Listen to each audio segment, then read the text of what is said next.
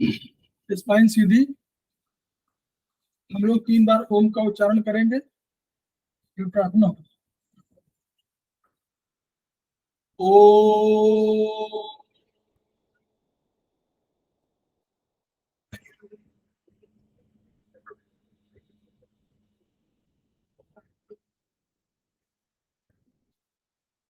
ओ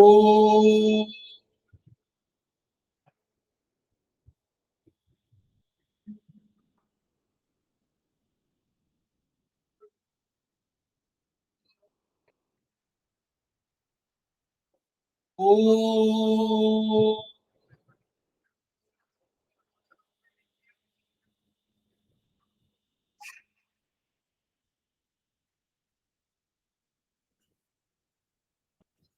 वह शक्ति हमें दो दयानिधे, कर्तव्य मार्ग पर डट जाए, पर सेवा पर उपकार में हम निज जीवन सफल बना जाए। वह शक्ति हमें दो दयानिधे, कर्तव्य मार्ग पर डट जाए, हम दीन दुखी निधलों मित्रों के सेवक बन संताप हरे, जो है बिछड़े भूले भटके, उनको तारे खुद तर जाए। वह शक्ति हमें दो दयानिधे, कर्तव्य मार्ग पर डट जाए, संदेश दंभ पाखंड झूठ अन्याय से निश दिन दूर रहे, जीवन हो शुद्ध सरल अपना, शुचि प्रेम सुधारस बरसाए। वह शक्ति हमें दो दयानिधे, कर्तव्य मार्ग पर डट जाए, नित्य मर्यादा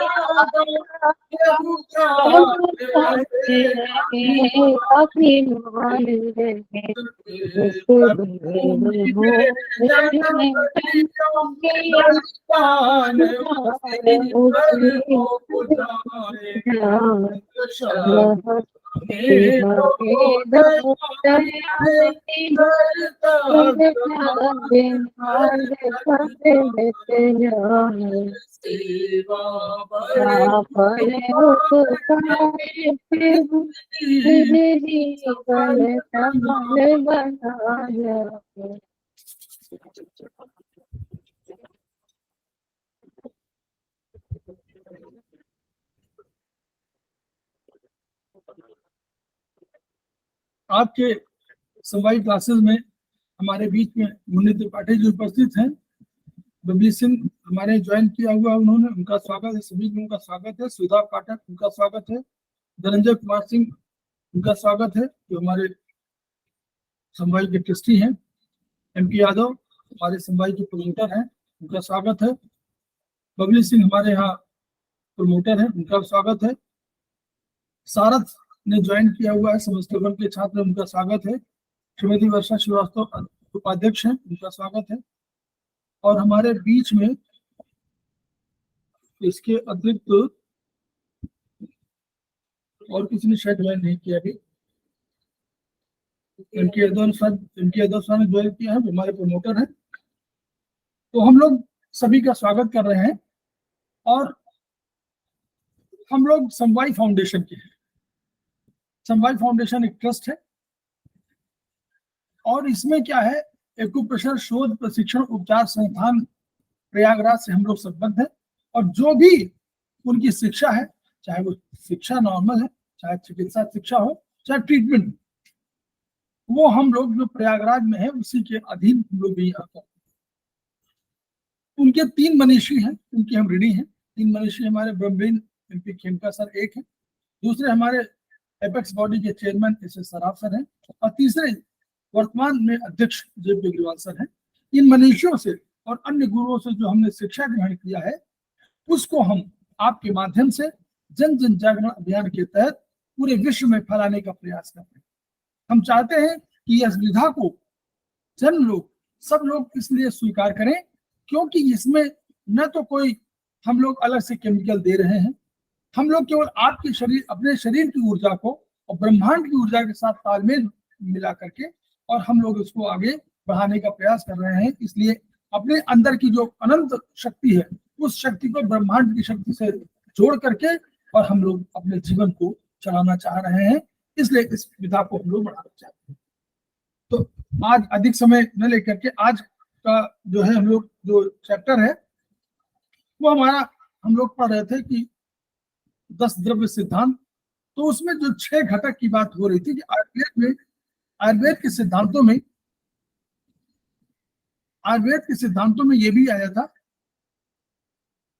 कि वो 6 घटक उन्होंने कहे। उन्होंने कहा कि द्रव्य, गुण, कर्म और समवाय और उसके साथ सामान्य विशेष की अवधारणा रखी। सामान्य विशेष की अवधारणा उसी प्रकार है जिस प्रकार हम लोग इन और यांग की अवधारणा कर रहे हैं। चाइनीज एक्यूपंक्चर ने या चाइनीज एक्यूप्रेशर ने जो इन और यांग की अवधारणा किया था, वैसी अवधारणा हमारी जो है ये सामान्य और विशेष की है।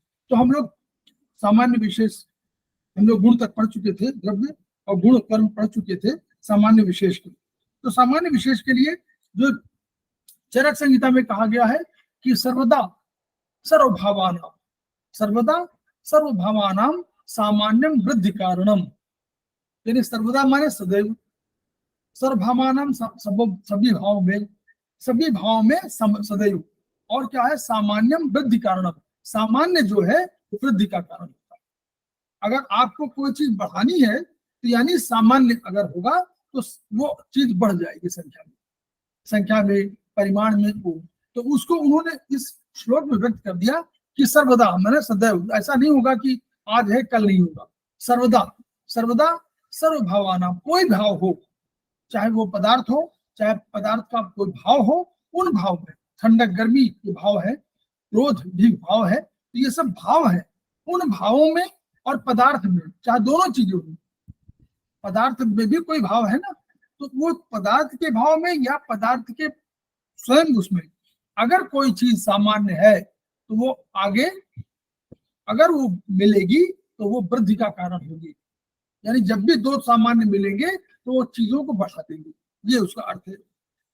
फिर उन्होंने कहा कि सामान्य मेकत्व कर्म, मतलब सामान्य जो है एकत्व बढ़ता है, एकता लाता है, बढ़ाता है, और तुल्यार्ता ही और विशेषत्व पृथकवत, यानी पृथक करता है। अगर विशेष की बात करेंगे तो पृथक कर देगी।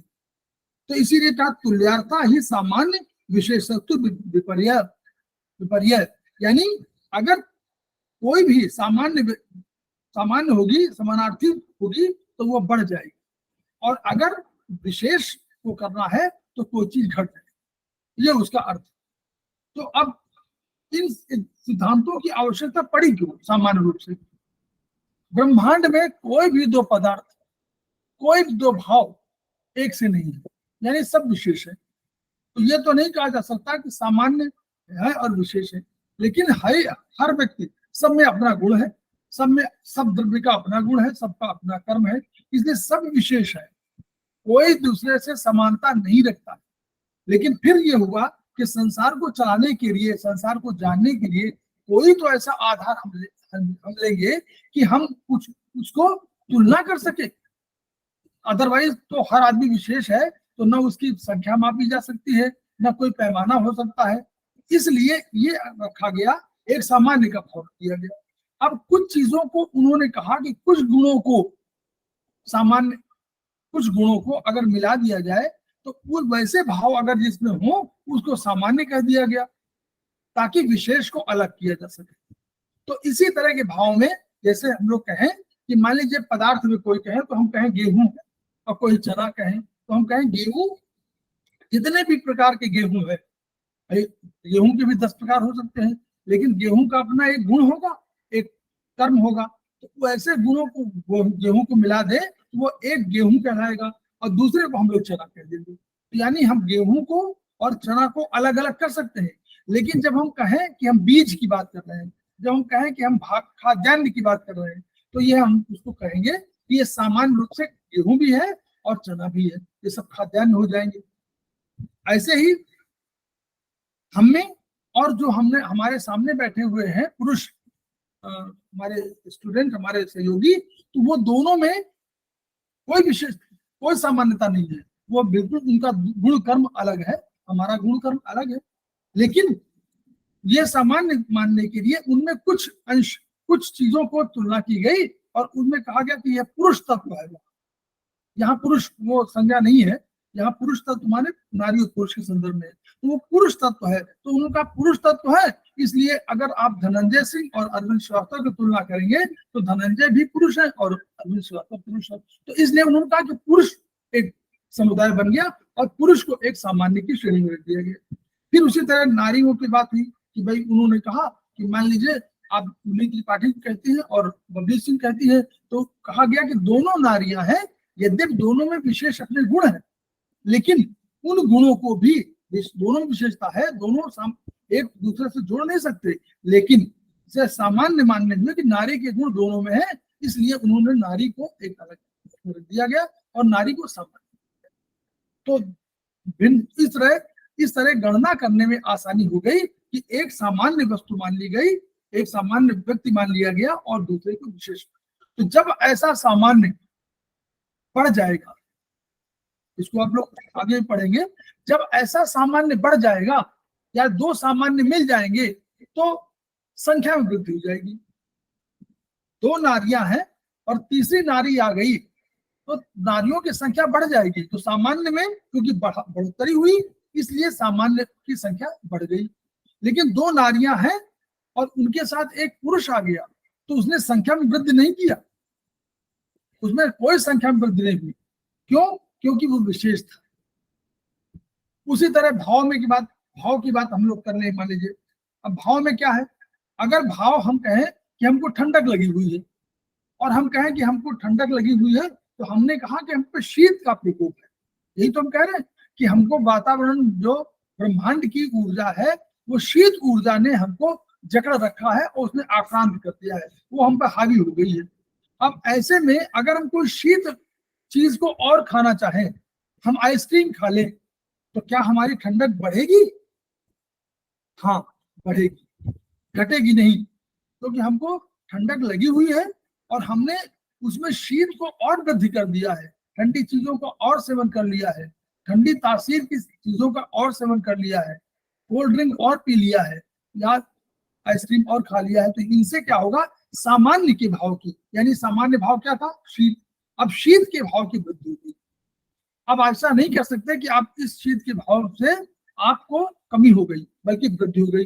अब इसकी तुलना में इसकी विपरीत क्या करें, इसकी विपरीत अगर हम चाय पीना, गर्म चाय पिए और गर्म कॉफी पिए तो शायद हमारे ठंडक को राहत मिले, क्योंकि शीत का भाव अलग भाव है और उष्ण का भाव अलग भाव है। तो हम शीत के भाव को अगर उष्ण के भाव से मिला देंगे तो वो क्या होगा, वो विशेष है, विशेष भाव है, तो विशेष भाव घटा देगा। मतलब उस शीत के भाव को विशेष भाव, क्योंकि विशेष भाव उष्ण का है तो वह उसको घटा देगा, यानी आपकी ठंडक थोड़ी कम हो जाएगी। अगर आपके शरीर में कपकपी आ रही है तो वो कपकपी कम हो जाएगी। या आप रजाई ओढ़ लें, कंबल ओढ़ लें, तो कंबल ओढ़ने से क्या हुआ, आपने एक गुण धर्म, एक भाव बढ़ा दिया, वो उष्ण भाव जो है, गर्मी का भाव बढ़ा दिया, तो उस गर्मी के भाव बढ़ाने से जो ठंडक का भाव था वो कम। तो इसलिए इस रूप में हम लोग इसको देखते हैं।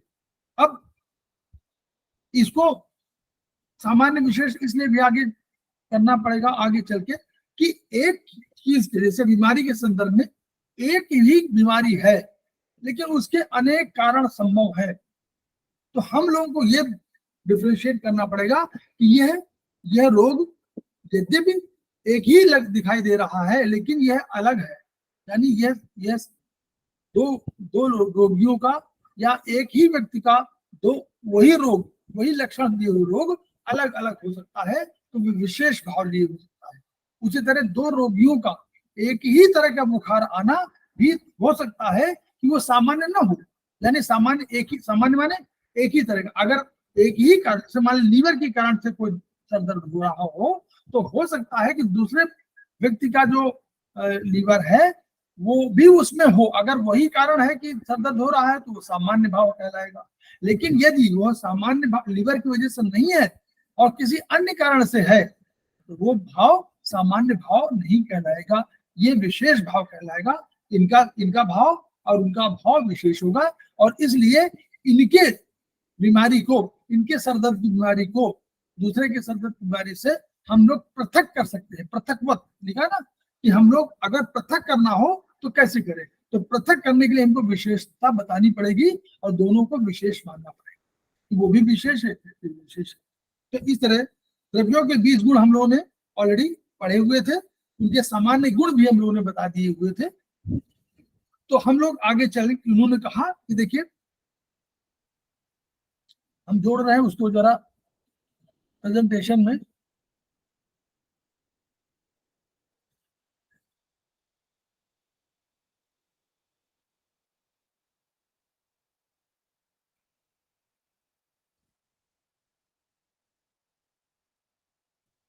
शेयरिंग हो रही, शेयरिंग हो रही? जी सर हो रही है, सर हो रही है। ठीक ठीक ठीक। तो हमारा ये हो गया, बंद और बंद कर ले। ठीक, तो अब द्रव्यों के 20 वैशेषिक गुण, तो ये विशेष गुण है, सबके अलग अलग गुण है, जो किसी में गुरु है किसी में लघु है, ये सब हम लोग बता चुके थे। और द्रव्यों को जो सामान्य गुण है वो भी बता दिया था। युक्ति, तो युक्त इन सब अलग कर लीजिए। युक्ति माने आकाश, आकाश गुण युक्ति है। पृथकत्व तो जो है वायु का है, और फिर तीसरा जो है अग्नि का है, विभाग है, और चौथा जो है संयोग है जल का, पांचवा आपका पृथ्वी का है, तो पृथ्वी का हम लोगों ने माना था परिमाप, फिर संख्या हम लोगों ने 6 काल की मानी थी, 7वां अभ्यास माना था दिशा का, 8वां संस्कार माना था मन का, और 9वां हम लोगों ने माना था कि अपर पास आत्मा, और पर को माना था हम लोगों ने तम। इस तरह हम लोगों ने इसको माना था। अब देखिए इसमें कुछ लाइनें हम लोग पढ़ेंगे, क्योंकि अब आपको ये समझना है कि अभी तक हम लोगों ने गुण की बात किया, अब हम लोग ये देखें कि ये गुण जो हम है उसका चिकित्सा में कहाँ कहाँ हमको आगे चल के यूज होगा, तो वो उसमें समझने की आवश्यकता है। ये लिखा हुआ ये मैं ये लाइन पढ़ रहा हूँ, देखिए 10वीं 8वीं 10वीं लाइन है। रोग के कारणों को जानने के लिए उसके अधिकरण, हम लोगों ने क्या कहा था वहां पर, अधिकरण काल युक्त जानकारी आवश्यक है, यही कहा था ना। एक आगे फिर श्लोक आएगा वो। तो किसी द्रव्य की उपयोगिता उसकी क्रियाशीलता पर आधारित। क्रियाशीलता में क्या, अगर द्रव्य उपयोगी है, क्यों, क्योंकि उसके अंदर कोई क्रियाशीलता है। कोई व्यक्ति आप जिसको नौकरी पे रखते हैं, या किसी व्यक्ति से आप शिक्षा लेते हैं, या किसी व्यक्ति को शिक्षा देते हैं, तो उसमें आप शिक्षा देते समय आपकी क्रियाशीलता उसके लिए आवश्यक होगी। जब नौकरी पे आप रखते हैं तो जिस व्यक्ति को नौकरी पे रख रहे हैं उसकी क्रियाशीलता आपके लिए उपयोगी होगी। यानी कोई भी द्रव्य उपयोगी तब है जब वो क्रियाशील है, जब वो कितना क्रियाशील है इस पर उसकी उपयोगिता निर्भर होगी, और वो कितना उपयोगी हमारे लिए है, कितना इफेक्टिव है, उसके अंदर की जो एनर्जी है वो एनर्जी लिखने की, पढ़ने की, दौड़ने की, चलने की, काम करने की, ये जो उसकी एनर्जी है, उस एनर्जी से ही हमको उसकी उपयोगिता समझ में आएगी। तो ये उसको हम लोग उसको ध्यान में रखेंगे। ये जो गुण कर्म है, लोगों ने कहा, हम लोग द्रव्य कहा और द्रव्य के अंदर कहा गुण और कर्म, तो ये जो गुण कर्म है वही तो उपयोगिता है, वही तो क्रियाशीलता है, क्योंकि उसी से तो उसको मालूम पड़ेगा कि वो कितना इफेक्टिव है, यानी कितना क्रियाशील है, यानी कितना उसमें अधिक एनर्जी है। अगर कोई भी द्रव्य, एग्जाम्पल दे रहा हूं, कोई द्रव्य, कोई व्यक्ति आए और वो चल ना पा रहा हो, तो आप उसको उस द्रव्य की, यानी उस व्यक्ति की क्रियाशीलता चलने के संदर्भ में आप कहेंगे क्रियाशील है ही नहीं, वो तो बिल्कुल लेटा रहता है, वो चल ही नहीं सकता, तो उससे काम क्या होगा, आप तुरंत कहेंगे। और अगर वो व्यक्ति आपके सामने आया और बहुत एनर्जेटिक हुआ, तो आप क्या कहेंगे, देखिए 10 काम एक साथ कर लेता, बड़ा एनर्जेटिक है। ये जो द्रव्य की क्रियाशीलता है यह उत्तरदायी हुई उसके गुण और कर्म, उसके अंदर जो गुण है, उसके अंदर जो कर्म का भाव है, उसकी वजह से ही उसको वो क्रियाशीलता या उसका इफेक्टिवनेस या उसकी एनर्जी विद्यमान होगी। और रोग का कारण भाव और अभाव। कोई भी देखिए, भाव और अभाव एक दूसरे से जुड़े हुए, आप हैं और आप नहीं है, यह भाव है और एक अभाव है। यानी कोई रोग कोई गुण लेके आएगा तो वो भाव होगा, उस रोग का भाव है, और वो गुण नहीं होगा तो उस रोग का अभाव है।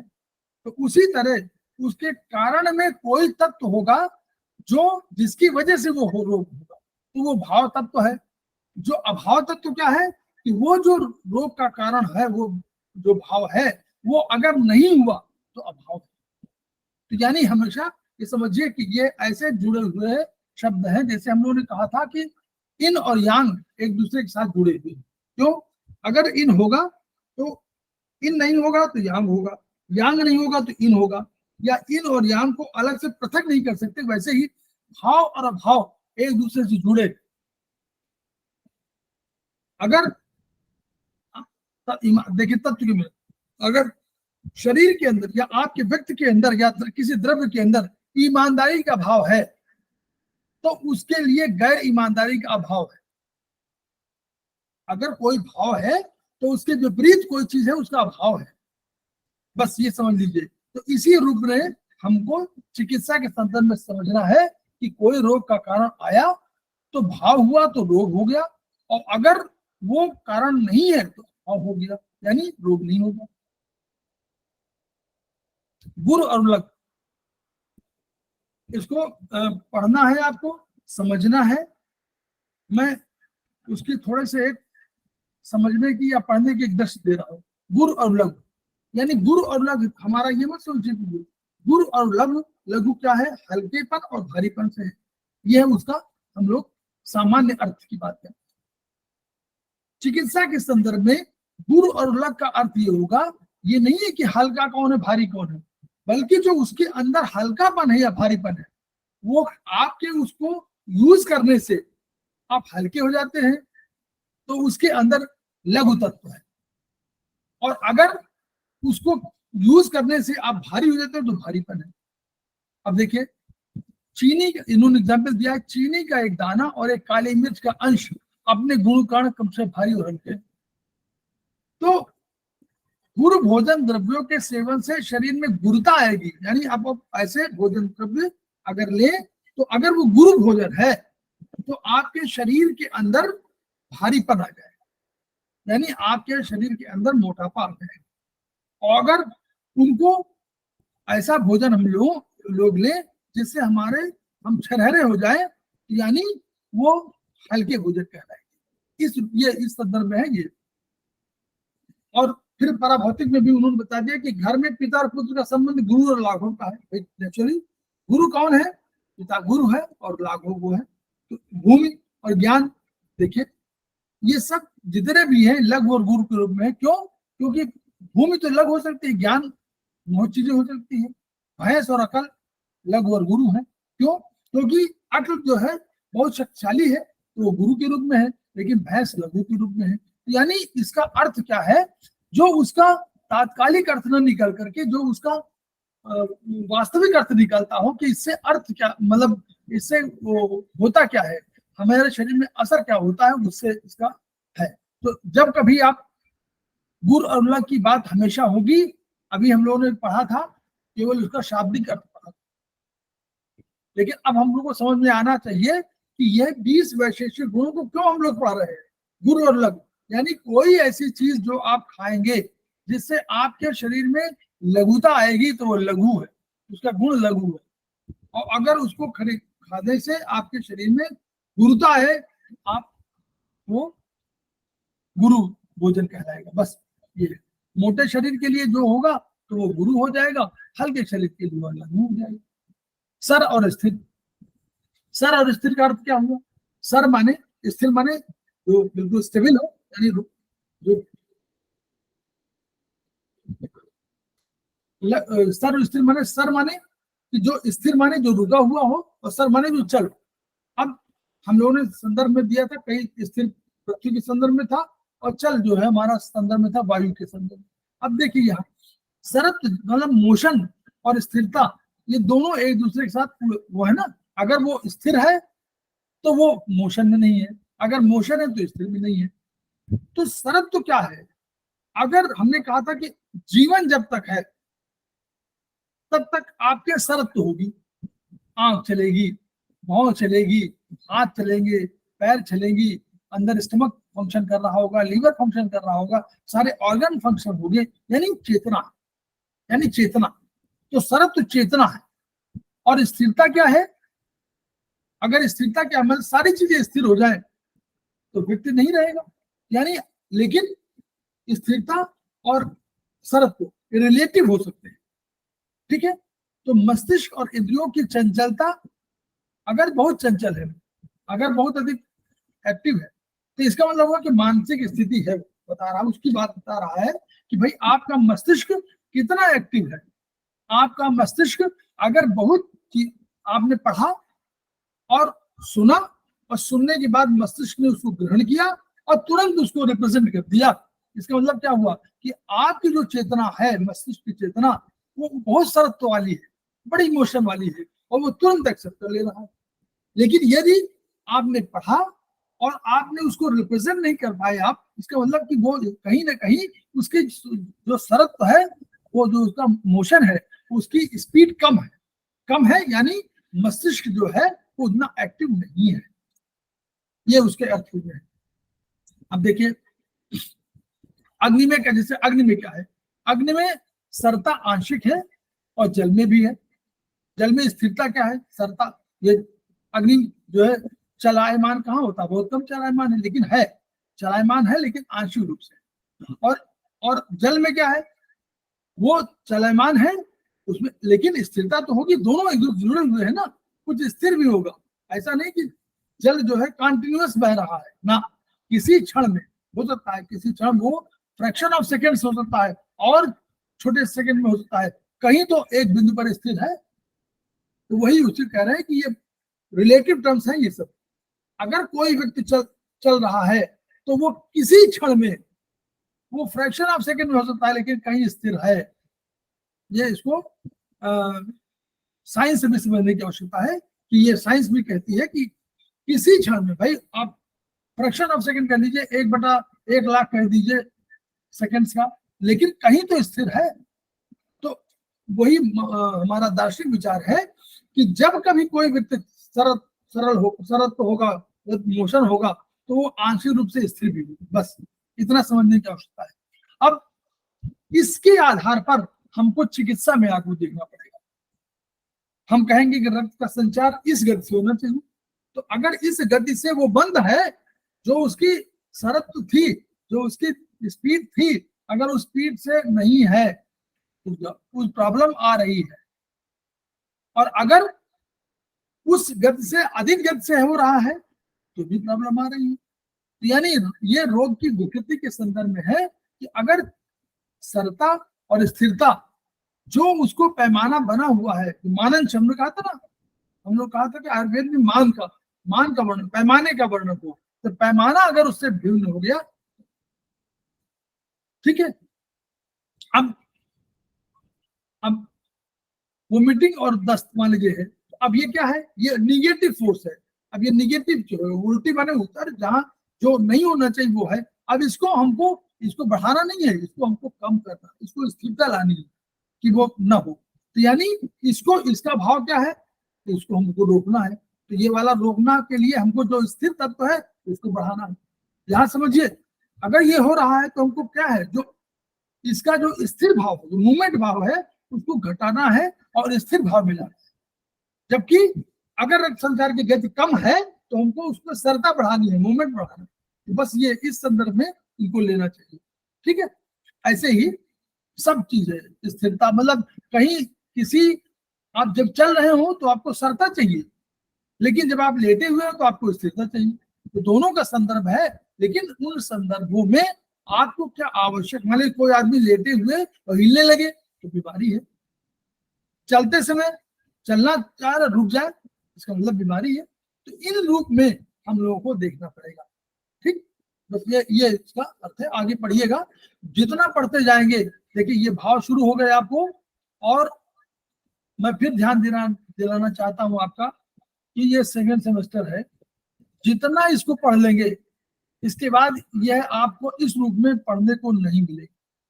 वो सब समझेंगे कि सर स्थिर भाव आपने पढ़ा है, ये पढ़ा है, ये इसमें पढ़ेंगे, इसमें काफी विस्तार से बताया गया है, एक एक चीज को बताया गया। चलने पर पांव आगे न बढ़े रोग का सूचक, आंख की पलक की पुतली, श्वास के प्रकार में सरत्व का भाव, स्थिरता, तो ये कहीं गंभीर रोग का सूचक है।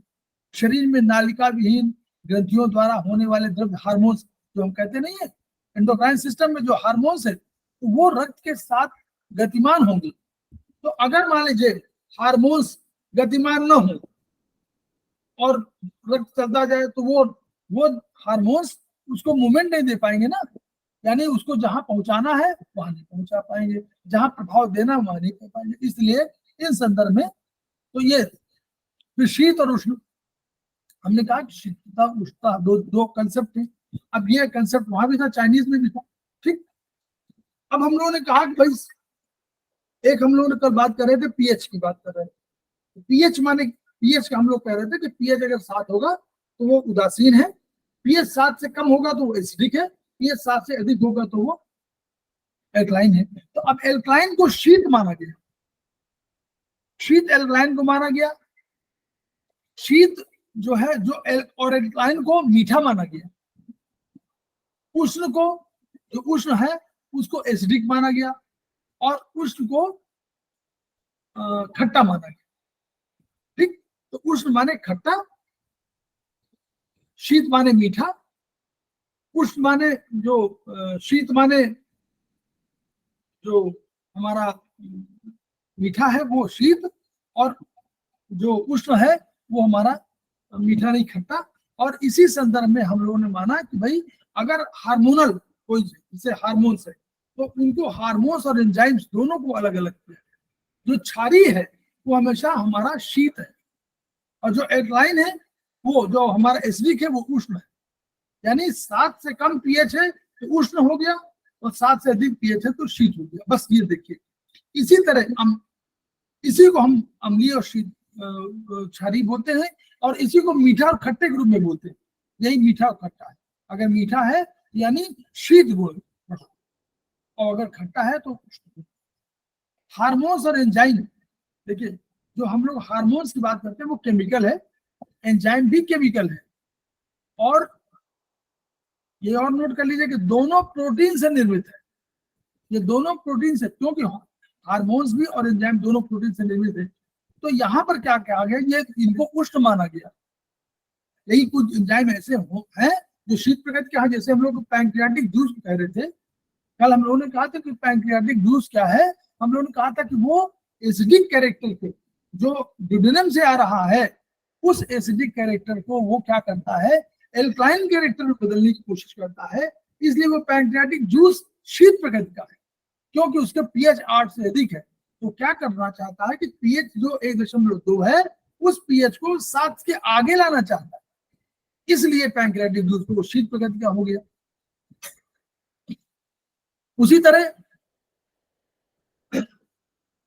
अब अगर देखिए क्या आमाशय जो ओरल कैविटी है, मुंह से मुंह में, और आमाशय में एचसीएल था, एचसीएल का पीएच 1.2 था, तो नेचुरली हमारा वो उष्ण है। और ओरल कैविटी में हमने कहा था कि 6.8 है उसका पीएच, तो यानी 6.8 भी है तो भी तो एसिडिक है, तो 7 से कम है तो वो एसिडिक है। तो दोनों एसिडिक थे, लेकिन छोटी आंत से स्मॉल इंटेस्टाइन से जो था वो क्या था, शीत, क्यों, उसका पीएच 7 से अधिक था। और कुछ तटस्थ है, मतलब जो 7 नंबर पर है तटस्थ है। अब पराभौतिक में आ जाइए। पराभौतिक में अगर आपने किसी से मिलने गए और उसने बढ़िया से गर्मजोशी से आपका स्वागत नहीं किया, हाथ नहीं मिलाया और कहा नहीं और क्या बात है, कैसे आ गए, और बड़ा आनंद आ गया, ये सब भय नहीं था, और उनका अच्छा बैठो, तो आपने तुरंत ये मान लिया कि यार इसने गर्मजोशी दिखाया नहीं है, इसका बोल्ड तो उन्होंने कहा कि हम तुरंत कह देते अरे बहुत ठंडा व्यवहार किया। तो ठंडा व्यवहार माने क्या हुआ, यहाँ आवश्यकता क्या थी, यहाँ उष्ण व्यवहार की आवश्यकता, यहाँ गर्मजोशी की आवश्यकता थी पराभौतिक रूप में, लेकिन आपने महसूस किया कि वो शीत। उसी तरह इसको व्यवहार में, इस शीत और उष्ण का व्यवहार में है नारी और पुरुष के अंतरंग संबंधों में शीत और उष्ण जो अंतरंग संबंध है वो माना जाता है वो उष्ण प्रकृति के होने चाहिए, लेकिन वो शीत प्रकृति के हैं तो उनमें दोनों में बहुत अधिक सामंजस्य नहीं है।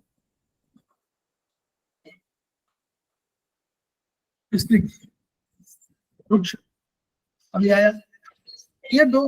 अब त्वचा का स्पर्श हम लोग जब करते हैं तो आप किसी को देखिए, किसी का त्वचा का स्पर्श करिए तो बड़ी स्निग्ध महसूस होती है, ठीक, और किसी को देखिए तो बड़ी रूखी महसूस होती है, तो रुक्षता मन रूखी। तो ये जो है अगर ये सामान्य है, क्योंकि सामान्य नहीं है, अगर स्निग्ध बहुत अधिक है तो भी रोग है। जितनी आवश्यकता है उतनी होनी चाहिए, जितनी रुक्ष है उतनी होनी चाहिए। तो अगर ये दोनों के बीच में जो उसका ओरिजिनल वो है अगर नहीं है तो यह रोग का सूचक है। तो ये इस रूप में हम लोगों को लेना है कि अगर किसी की रूखी त्वचा है तो हम कहेंगे, अब रूखापन हम लोग ने देखा था, वहां पर रूखापन वायु में था तो हम तुरंत कह देते हैं कि भाई वायु की प्रबलता है, कहीं वायु प्रबल है। और स्निग्ध हम लोग देखा था जल का कैरेक्टर है, यानी जल की अधिकता है। तो अगर बहुत स्निग्ध है तो जल की है। जो नॉर्मल स्निग्ध होना चाहिए वो, जब नॉर्मल का मतलब किसी उम्र विशेष में या किसी उसमें परिस्थिति में जब वो बीमार नहीं है तो उसकी जो त्वचा है वही तो नॉर्मल होगी, क्योंकि इसका पैमाना हम लोगों ने अलग से बनाया नहीं है, तो महसूस किया, व्यवहार में महसूस किया है। तो लेकिन मालूम हो जाता है कि पहले हमारी त्वचा बड़ी स्निग्ध थी और बड़ी रुखी हो रही है, या पहले तो बड़ी रुखी थी अब थोड़ा स्निग्ध हो गई है। उसी तरह पराभौतिक में आप आ जाइए, आप गए किसी के पास और तुरंत उन्हें इस पर बोल दिया कि देखिए हमने आपसे पहले कह दिया था कि हम इस मामले में बहुत अधिक आपका कोई साथ देना नहीं चाहते हैं और हमें जो कुछ करना, आपको जो कुछ करना करिए, हमसे कोई आप उम्मीद नहीं। तो ये जो है रूखा व्यवहार आपने देखा उसको कि बिल्कुल जाके रूखा दे दिया, ये भी नहीं कहा कि भाई हम कोशिश करें। अगर उसने इसने और कह देता और इतना रूखा ना होता तो शायद आपका प्रभाव, उसका प्रभाव आप पर अधिक अच्छा। दूसरी दशा में देखिए कि पराभौतिक रूप में एक और कैरेक्टर है, इतना स्ट्रिक्ट हो कि आपको तुरंत लगे कि इतना तो ऐसा तो बोलता ही नहीं कोई, जैसे लग रहा था कि आज वो सारी समस्या सॉल्व कर देगा, लेकिन 15 दिन से तो बात ही नहीं किया उसने। वो स्निग्ध जो है चापलूसी वाला, उसने आपके व्यवहार से ऐसा बताने की कोशिश किया कि वो आपका बड़ा हितैषी है, लेकिन वो हितैषी नहीं था। तो वो इस रूप में पराभौतिक रूप से आप उसको देखना। अब ये साइनोवियल फ्लूइड जिसकी बात कर रहे थे, ये स्निग्ध की श्रेणी में आएगा। अब अगर इसकी ये स्निग्धता प्रभावित हुई तो खटखट की आवाज आएगी, वो रूखा हो जाएगा। तो ये जो है इस वाले सिस्टम को हमको मानना पड़ेगा कि जो वृक्ष है हमको बस कैरेक्टर से, हमको इन गुणों से पकड़ना किसको, द्रव्य को। हमेशा ध्यान रखिए, हमको जाना किस पे है, हेतु लिंग औषध ज्ञानम, लिंग सूत्र है, लिंग सूत्र वृक्ष और स्निग्ध। लिंग सूत्र से हमको पकड़ना किसको है, हेतु सूत्र को। हमको जानना है कि भाई ये है तो ये किस द्रव्य के कारण है, बस हमको यहां से द्रव्य पकड़ लेना। तो द्रव्य पकड़ा आपने, तो द्रव्य का गुणों से आपने पकड़ा द्रव्य को ना, तो आपने क्या किससे पकड़ा, लक्षण से पकड़ा। और उस जब लक्षण को पकड़ के आप आ गए कि आपने सोचा कि पृथ्वी तत्व की प्रबलता है तो पृथ्वी तत्व को घटाना है, बस यहां से हमारा थेरेपी शुरू हो जाती है कि भाई थेरेपी कैसे यूज करें। ठीक, अब अगर म्यूकस, जो म्यूकस होता है वो कोई भी म्यूकस क्या होता है, वो कोई जो बोलस आपका है उस बोलस को, वो मुंह में बोलस जो है उसको नीचे सरकाता है। आपने कभी कहा नहीं, देखा नहीं कि कह रहा है कि बच्चा कोई बोला कि भाई क्यों नहीं खा रहे हो, क्या सरक नहीं रहा, सरक माने वो मूवमेंट नहीं पा रहा। क्यों नहीं मूवमेंट पा रहा, क्योंकि मुंह के म्यूकस नहीं है। दूसरा तो क्या करता है, पानी पी लेता है, पानी पी लेता है और सरका देता है। क्यों? पानी स्ट्रिंग है, तुरंत उसने पानी से उसको आगे सरका दिया। तो ये स्थिरता का अभाव अगर है तो कहीं कमी है किसकी, जलीय तत्व की। तो इससे हम लोगों को ध्यान देता है। ऐसे ही ये देखिए, ये पढ़िएगा आप, इसको मनन करिए। मनन का विषय मैं बार बार बोल रहा हूँ कि आयुर्वेद मनन का विषय है। इन गुण धर्मों से, द्रव्य के गुण कर्मों से, गुण कर्म के माध्यम से हम द्रव्य की ओर जाते हैं। और जब हम द्रव्य को पा लेते हैं कि किस द्रव्य की अधिकता है, किसकी कमी है, तो हम उसका उपचार करते, जिसकी अधिकता उसको कम कर देंगे, जिसकी कमी उसको बढ़ा देंगे। बस यही है, दिस इज द थ्योरी। सरल है लेकिन मनन का विषय है। ठीक, खर सूक्ष्म, देखिए ये खर रफ, थोड़ा रफ हो तो रफ उसको बोलते हैं। तो रफ जो है, दोनों गुण द्रव्य में चिकनाहट खुरदरापन पैदा कर देते हैं। एक तो सूक्ष्म जो है चिकनाहट और एक खुरदरापन है। ठीक, तो चिकनाहट क्या करती है, वो स्लिपरी बना देती है, प्रतिघात को समाप्त कर देती है, स्लिपरी हो जाएगी। सत्वा और जल मिलाकर देखिए, सत्वा जल मिलाएंगे तो वो क्या होगा, सूक्ष्म हो जाएगा। यहाँ सत्वे का, सत्वा आप लोग योग में जानते होंगे, तो वो चने, चने का, चने और उसमें एक और मिक्स होकर के सत्वा बनता है, और वो उसमें जल मिला देते हैं तो वो उसको खाने के योग्य हो जाता है। तो वही है, तो ये जो खाने के योग्य हो गया तो वो सूक्ष्म हो गया।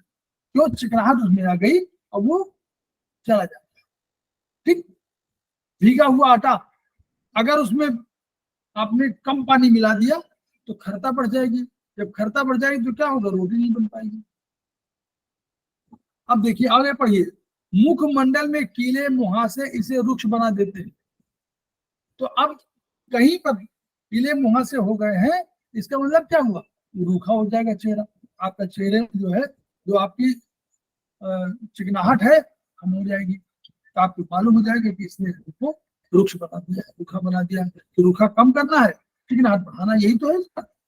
अब देखिए, समझौतावादी कॉम्प्रोमाइजिंग व्यक्ति वो फिसलने वाला नहीं कहते। समझौतावादी जो है तो वो ऐसा नहीं कि समझौतावादी कॉम्प्रोमाइज में फिसलने वाला, वो बैलेंस कर रहा है। कॉम्प्रोमाइजिंग माने वो बैलेंस कर रहा है। तो ऐसा नहीं कह सकते कि फिसल गया ना, उसने कॉम्प्रोमाइज किया, उसने दोनों के बीच में एक मध्यस्थ रखा। तो कभी जब कभी आपको पराभौतिक रूप में कोई कहे कि हम समझौतावादी हैं, तो आप ये मत समझ लीजिए कि उसमें स्वच्छता की अधिकता है, बस ये उसका अर्थ है। ऐसा विचारों में अप्रतिघात सृष्टि के कारण ही है। ठीक है, तो अगर ये ना हुआ तो क्या होगा, कैरेक्टर क्या होगा, चिड़चिड़ा हो जाएगा, अनकॉम्प्रोमाइज हो जाएगा। ठीक, तो जब कभी कभी रोगी, एक रोगी आ सकता है कोई ऐसा कि चिड़चिड़ा कहेंगे, हमको चिड़चिड़ापन, तो आप समझ जाइए कि नहीं, हमको इशारा क्या कर रहा है, खर और सिर की इशारा। बस यहाँ पर ये इस इनसे है, आपको द्रव्य पर पहुंचना है।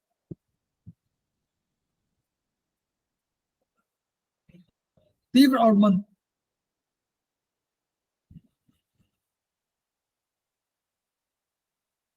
द्रव्य तीव्र और मंद भेद से उग्र, उग्र और सौम्य। अब देखिए, अम्लीय द्रव्य तीव्र कह जाते हैं, बड़े तीक्ष्ण, तीव्र और तीक्ष्ण दोनों हो सकते हैं। तो हमेशा ध्यान दीजिएगा कि तीक्ष्ण या तीव्र जब भी कहा जाए तो वो अम्लीय संबंध में। क्यों? अम्लीय वही तीव्र है, वही तीक्ष्ण कहलाते हैं। मंद माने जो क्षारी होते हैं उनको कहते हैं। क्यों? क्षारी क्या है, पूरे क्या करते हैं, ये रासायनिक क्रिया, जो केमिकल रिएक्शन है उसको धीमा करते, अम्ली बढ़ा देते। ठीक है, तो आग्नेय द्रव्यों के लिए तीव्र का परीक्षण, जो आग्नेय द्रव्य होगा वो तीव्र होगा। ठीक है, तो उसी तरह हमको ये देखना है।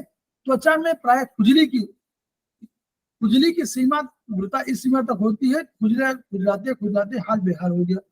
तो इसलिए उस खुजली को बंद करने के लिए जो रासायनिक वो है, गुण कौन सा है, तीव्र। इसका मतलब तीक्ष्ण था उसको मंद, बस ये उसका अर्थ है। तो मंद जो है, जिस रसायन से हो सके, जिस द्रव्य से हो सके, वो मंद करने का। क्यों? क्योंकि तीक्ष्ण होगा मंद करना। मंद हम लोगों ने देखा था दो ही है, या तो मंद हमारा जो है पृथ्वी है या मंद हमारा जल है।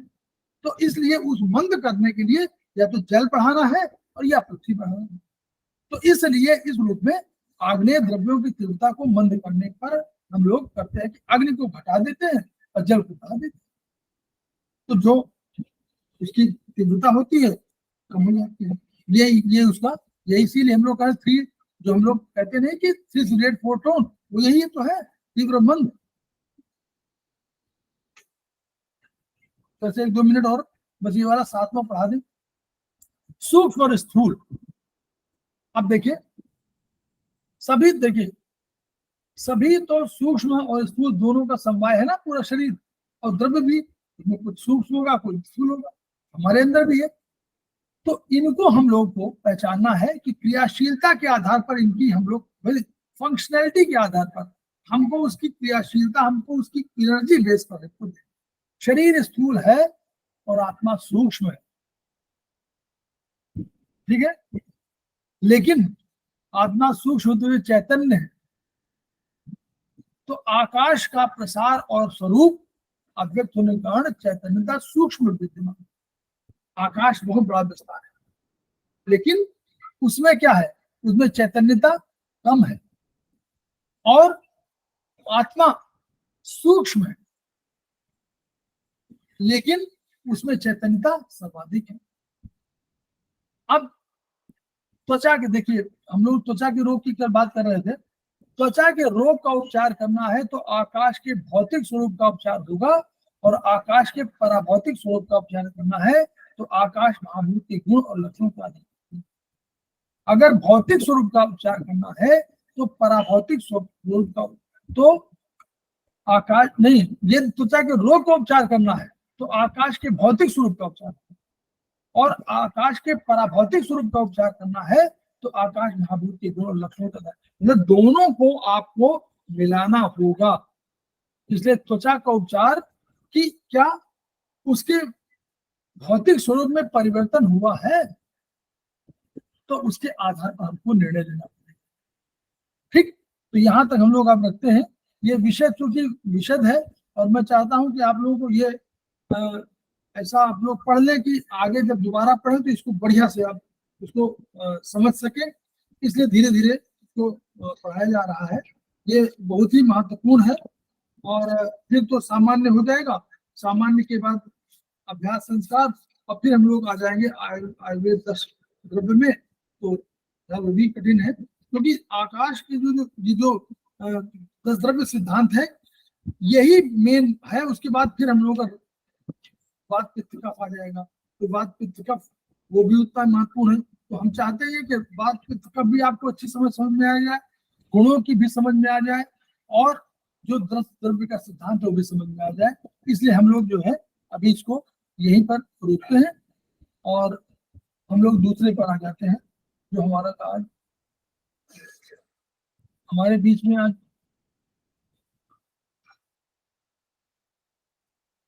तुल्यता से, ये सेमेस्टर 1 का पॉइंट है। तो अब हम लोग आ रहे हैं सेमेस्टर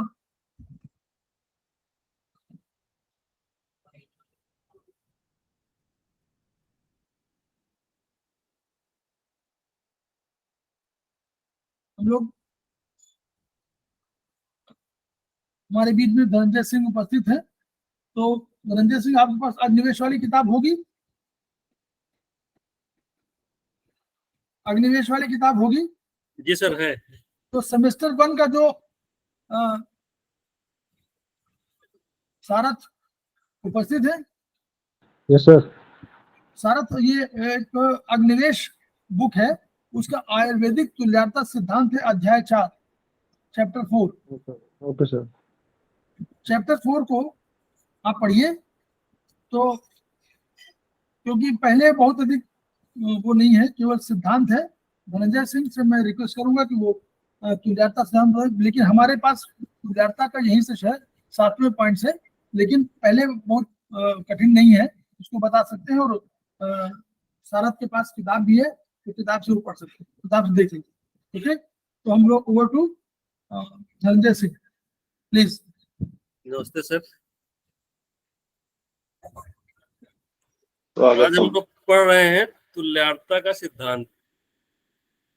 ये अग्निवेश की जो है, जैसा कि सबने बताया ही है कि अग्निवेश बुक में अध्याय 4 है। देखिए, तुल्यता जो है आपको तुलना करना है। अब तुलना करने के लिए आपको दो चीज की आवश्यकता होती है, तभी तो आप उसमें तुलना करेंगे। इसको जो है आयुर्वेदिक एक्यूप्रेशर के सिद्धांत में जो है इसको इसीलिए ले आया गया जो है कि उपचार सरल हो जाए। जो है आपके शरीर का जो उपचार जो है किसी ऐसे अंग से जो है जहाँ की शरीर की सारी जो है इकाई जो है उस अंग से जो है समाहित हो। तो इसलिए तुल्यता का सिद्धांत जो है पाद जेबू साहब ने जो है ले आया था इसको जो है एक्यूप्रेशर विधा को सरल रूप में स्थापित करने के लिए। तुल्यता जो है शरीर और हथेली के रूप में जो है की गई है कि शरीर जैसे एक इकाई है, उसी तरह से जो है हमारी शरीर का कोई एक अंग जैसा है कि वो पूरे शरीर की तरह जो है वो दिखता है। तो हथेली आपके संपूर्ण शरीर की इकाई के रूप में जो है वो उसके जो तुलना की गई जो है, जैसे प्रकृति और पुरुष में तुलना की गई है। जो है जो ब्रह्मांड में है वही हमारे जो है शरीर में है। चरक संहिता में लिखा भी गया है, यथा ब्रह्मांड तथा पिंडे जो है, जो ब्रह्मांड में है वही हमारे पिंड मतलब शरीर में है, मानव शरीर में जो है 5 तत्व से हमारा ब्रह्मांड बना है। हम सारे लोग जानते हैं कि आकाश, वायु, अग्नि, जल, पृथ्वी, इसी 5 तत्वों से हमारा जो है शरीर निर्माण हुआ है। शरीर का जो है 5 तत्व जो ब्रह्मांड में है वो कोई कम है कोई ज्यादा है, लेकिन उन्हीं 5 तत्वों से जो है उसी तरह से शरीर भी हमारे 5 से बना है। उसकी जो 5 तन्मात्राएं हैं जो है उसके संबंध में उस दिन पहले दिन क्लास में सर ने बताया भी था जो है कि शरीर का उसका जो है तुलना कैसे की गई है। उसका जो है तन्मात्राएं हैं शब्द, स्पर्श, रूप, रस, गंध। शब्द हमारा जो है जैसे कान से हम सुनते हैं तो आकाश का जो है तुलना जो है उससे की गई है। स्पर्श हमारे जो है स्पर्श का हम अनुभव करते हैं, उसी तरह से रूप भी हम देखते हैं जो है, तो अग्नि के जो है उस वहां तुलना की गई है। रस जल का जो है प्रतीक है, जैसे जीवा से हम रस का जो है वो करते हैं, और गंध जो स्मेल हम नाक से वो करते हैं जो है। उसी तरह से अगर आप जो है उसके गुण से देखेंगे जो है तो उसकी भी तुलना की गई। जैसे हमारे शरीर में आकाश का जो है स्किन से लिया गया है, जैसे कवरिंग उसका जो है गुण है आकाश का जो है, तो हमारा स्किन भी जो है वो आकाश तत्व से जो है संबंधित है। वायु का गुण है चलत, मूवमेंट। हमारा शरीर भी जो है मूवमेंट करता है, शरीर के सारे अंग चलते हैं जो है, इसलिए किसी न किसी रूप में जो है वो तत्व जो है आपके शरीर में है। उसी तरह से रूप आपका जो है अग्नि जो है सबने उस दिन बताया था कि 13 तरह की अग्नियां होती हैं जो है, 5 धातुओं की एक जठराग्नि, और 5 तत्वों की एक जठराग्नि, और 7 धातुएं जो है रस, रक्त रस जो है, मेद, मस्सा, अस्थिमांस, शुक्र। जल भी हमारे शरीर में है। आप सब जानते हैं जो है कि लगभग 60% जल ही है शरीर में जो है, 60-70% जो है, तो उसका जो है तुलना किया गया है जो है प्रकृति से, और पुरुष का इस तरह से वर्गीकरण किया गया है। और पृथ्वी तत्व, संपूर्ण शरीर ही जो है जितनी मांस वो है सब जो अगर किसी न किसी रूप में पृथ्वी तत्व से ही संबंधित है। इसीलिए जब शरीर समाप्त होता है जो है इन्हीं 5 तत्व में विलीन हो जाता है जो है, उस समय भी जो है आकाश, वायु, अग्नि, जल, पृथ्वी, ये 5 तत्वों में शरीर वहीं से बनता है और वहीं समाप्त हो जाता है जो है। तो इस तरह से तुलनाता जो प्रकृति में है वही पुरुष में है। अब जो शरीर में है वही आपके हाथ की हथेली में है, जो पार्क जेहू साहब ने जो है इसको स्थापित किया था एक एक्यूप्रेशर जो है थेरेपी के संबंध में। तो आप अगर आप जो है देखेंगे कि शरीर और हथेली एक इकाई के रूप में उन्होंने सबसे पहले जो है उसको किया है कि जैसे जिस प्रकार ब्रह्मांड एक इकाई संपूर्ण इकाई, उसी प्रकार जो है आपकी शरीर भी एक इकाई है, संपूर्ण है, जिसमें 2 हाथ, 2 पैर, एक सर, एक धड़, पूरा एक जो है शरीर इकाई है। उसी आधार पर इन दोनों की तुल्यता की गई है जो है। और इसी को आगे बढ़ा के जिस प्रकार यह शरीर एक इकाई है, उसी तरह से हाथ की हथेली भी एक इकाई है, जिसकी शरीर से पूर्ण तुल्यता स्थापित की गई है। जैसे कि शरीर में 2 हाथ, 2 पैर, एक धड़, एक सर और गर्दन का एरिया जो है, उसी तरह से हमारे हथेली में भी जो है 4 उंगलियां हैं, जो हाथ पैर को जो है उसकी तुलना की गई है। एक अंगूठे को जो है सर और गर्दन के उससे जो है किए, और जो हथेली का पार्ट है जो है वो आपके शरीर से जो है तुलना की गई है। तो शरीर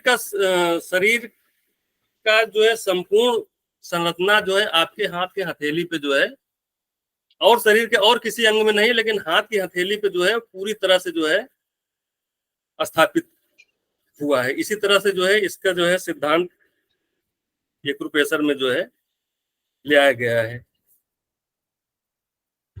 अब इसको कई तरह से वर्गीकरण करके जो है उसको सिद्ध किए हैं कि शरीर और हथेली में संबंध क्या है जो है। जैसे शरीर के दो पार्ट के अगर रूप में उन्होंने पहले तुलना किया जो है कि एक शरीर का जैसे आगे का भाग और पीछे के भाग में जिस तरह से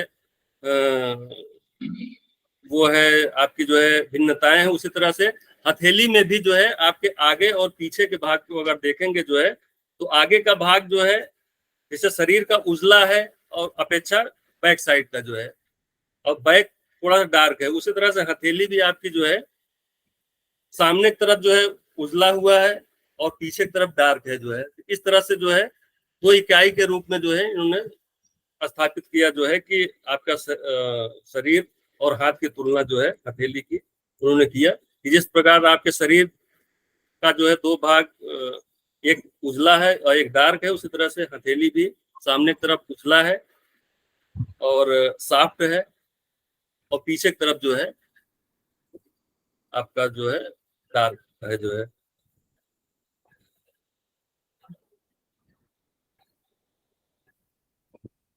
हम देखते हैं कि जिसमें बुक में लिखा भी गया है कि और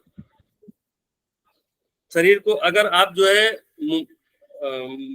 उसको जो है बैंड करके देखिए जो है, तो शरीर आगे, जैसे शरीर आप आगे की तरफ जो है बैंड कर सकते हैं, पीछे की तरफ नहीं कर सकते हैं, उसी तरह से जो है हथेली को आप आगे की तरफ बैंड कर सकते हैं इस तरह से जो है, लेकिन पीछे की तरफ से उतना जो है बैंड आप नहीं कर सकते जो है। जैसे शरीर को आप नहीं कर सकते, उसी तरह से आप हथेली को भी नहीं कर सकते, लेकिन आगे की तरफ आप कर सकते हैं। तो इस तरह से भी वो तुलना जो है की है कि इसलिए जो है शरीर और हथेली का संबंध है जो है। और तीसरा पॉइंट इनका है कि जोड़ों के आधार पर भी तुलना उन्होंने किया जो है कि जैसे शरीर में आपके हाथ पैर में 3 जोड़ हैं, पैर में भी 3 जोड़ है, हाथ में भी 3 जोड़ है। आपका जो है पैर में है आपका hip joint, knee joint, ankle joint, shoulder joint, elbow joint, wrist joint. हाथ में 3 है और 3 उसमें है जो है। तो हमारे जो है चारों अंगुलियों में, अंगूठे छोड़ दीजिए, और आपकी जो है 4 अंगुलियां जो है, इंडेक्स फिंगर और स्मॉल फिंगर, मिडिल फिंगर और रिंग फिंगर, इसमें देखेंगे तो चारों में जो है 3-3 जोड़ हैं। तो इस तरह से भी जो है उन्होंने जो है तुलना किया जो है कि शरीर में जैसे जोड़ के हिसाब से जो है और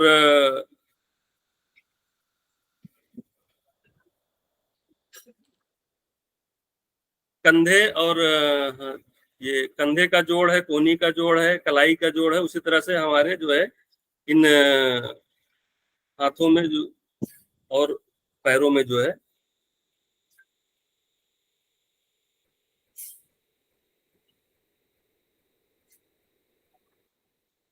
तो ये चार जोड़ के हिसाब जो है ये शरीर के जोड़ों के आधार पर तुलना जो है ये की गई है जो है वो भी जो है लगभग सिमिलर है। आपके जैसे पैर हाथ पैर में जोड़ है उसी तरह से चारों उंगलियों में जोड़ है। अब चौथा है जो है इनका कि शरीर के चार विस्तार तुल्यता के परिप्रेक्ष्य में चार विस्तार इन्होंने जो है तो किया कि शरीर हमारा शरीर एक ऐसी विशिष्ट संरचना है जिसमें हमें दो हाथ तथा दो पैरों के रूप में विस्तार स्पष्ट दिखाई पड़ते हैं। ये चारों विस्तार शरीर के संचालन और शरीर के निर्धारण विभिन्न क्रियाकलापों के सुचारू रूप से संपादन के लिए आवश्यक है। यदि हम हाथ की हथेली का अध्ययन करें तो हम पाते हैं कि इसमें भी चार उंगलियों के रूप में हथेली के चार विस्तार दिखाई पड़ते हैं। अंगुलियों का हथेली के संचालन तथा विभिन्न क्रियाकलापों के संपादन की दृष्टि से वही स्थान है जो शरीर में हाथ और पैरों का है। इस आधार पर हथेली में पूरे शरीर की तुल्यता सहज स्थापित की गई है।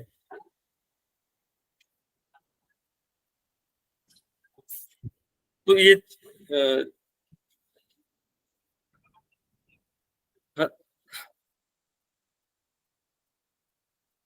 अंगुलियों के आधार पर जो है ये स्थापित किए हैं कि चार अंगुली जो है चार हमारे जो है हाथ और पैर को जो है वो करता है। पांच के आधार पर इन्होंने जो तुल्यता की है जो है वो पांचवी अंगुली जो है आ जाती है अंगूठे का जो है।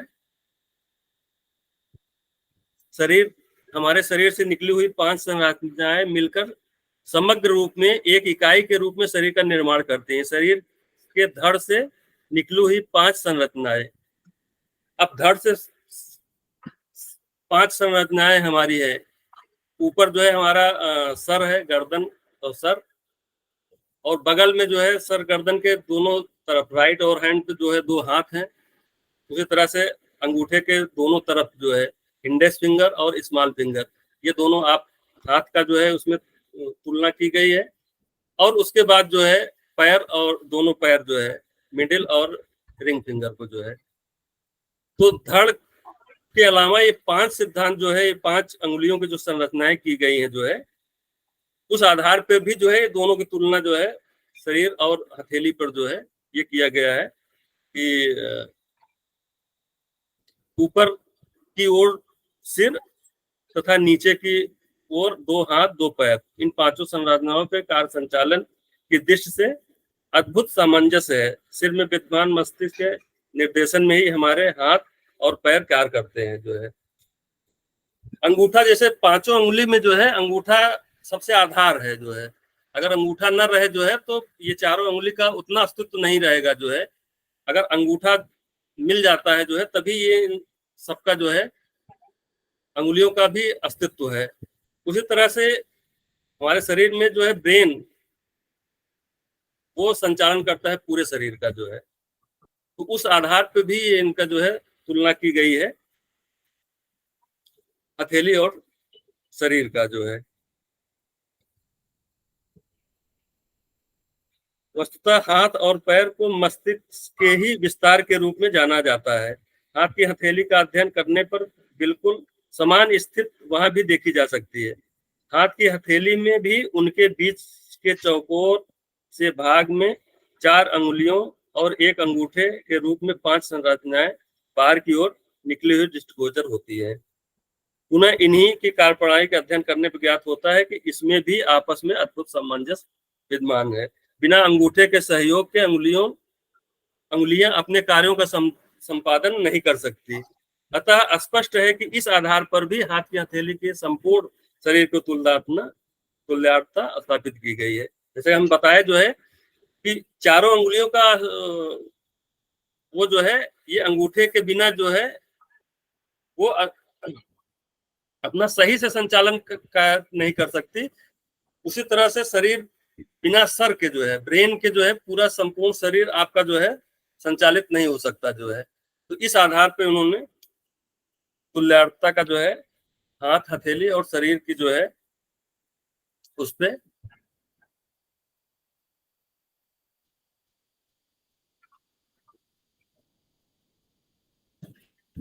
किया है। शरीर के अनुरूप हथेली में 6 संरचनाएं, अब 6 संरचनाओं के आधार पर भी जो है इन्होंने शरीर की और हथेली की तुलना किया है। 6 के आधार पर क्या है कि हमारे शरीर में प्रमुख 6 संरचनाएं स्पष्ट देखी जा सकती हैं। 2 हाथ, 2 पैर, 1 सिर और 1 धड़। अब 6 के रूप में जो है इन्होंने 6 को विभाजन किया जो है संपूर्ण शरीर को, कि उस रूप में भी हथेली से जो है संबंध स्थापित किए जो है, कि जिस तरह से शरीर में 6 रूप में है जो है, 2 हाथ हो गए, 2 पैर हो गए, 1 सर हो गया और 1 धड़ हो गया। उसी तरह से हथेली में भी 4 अंगुलियां हाथ पैर का वो कर रही हैं, 1 अंगूठे सर का और 1 धड़। तो 6 रूप में भी जो है इन्होंने ये स्थापित किया जो है कि जिस प्रकार शरीर में 6 वर्गीकरण हम कर सकते हैं 6 पार्ट में, उसी तरह से हम हथेली में भी 6 पार्ट में जो है इसको वर्गीकरण इसका जो है कर सकते हैं।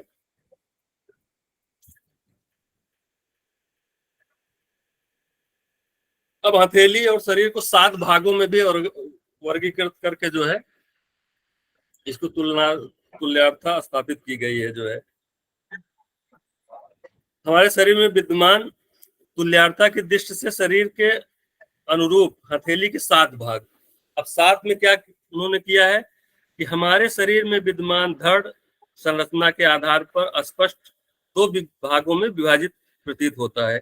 धड़ को 2 भागों में विभाजित करने में डायफ्राम की महत्वपूर्ण भूमिका होती है, क्योंकि डायफ्राम को ही आधार मानकर शरीर के धड़ भाग को 2 भागों में विभाजित किया जाता है, एक डायफ्राम के ऊपर का भाग और दूसरा डायफ्राम के नीचे का भाग जो है।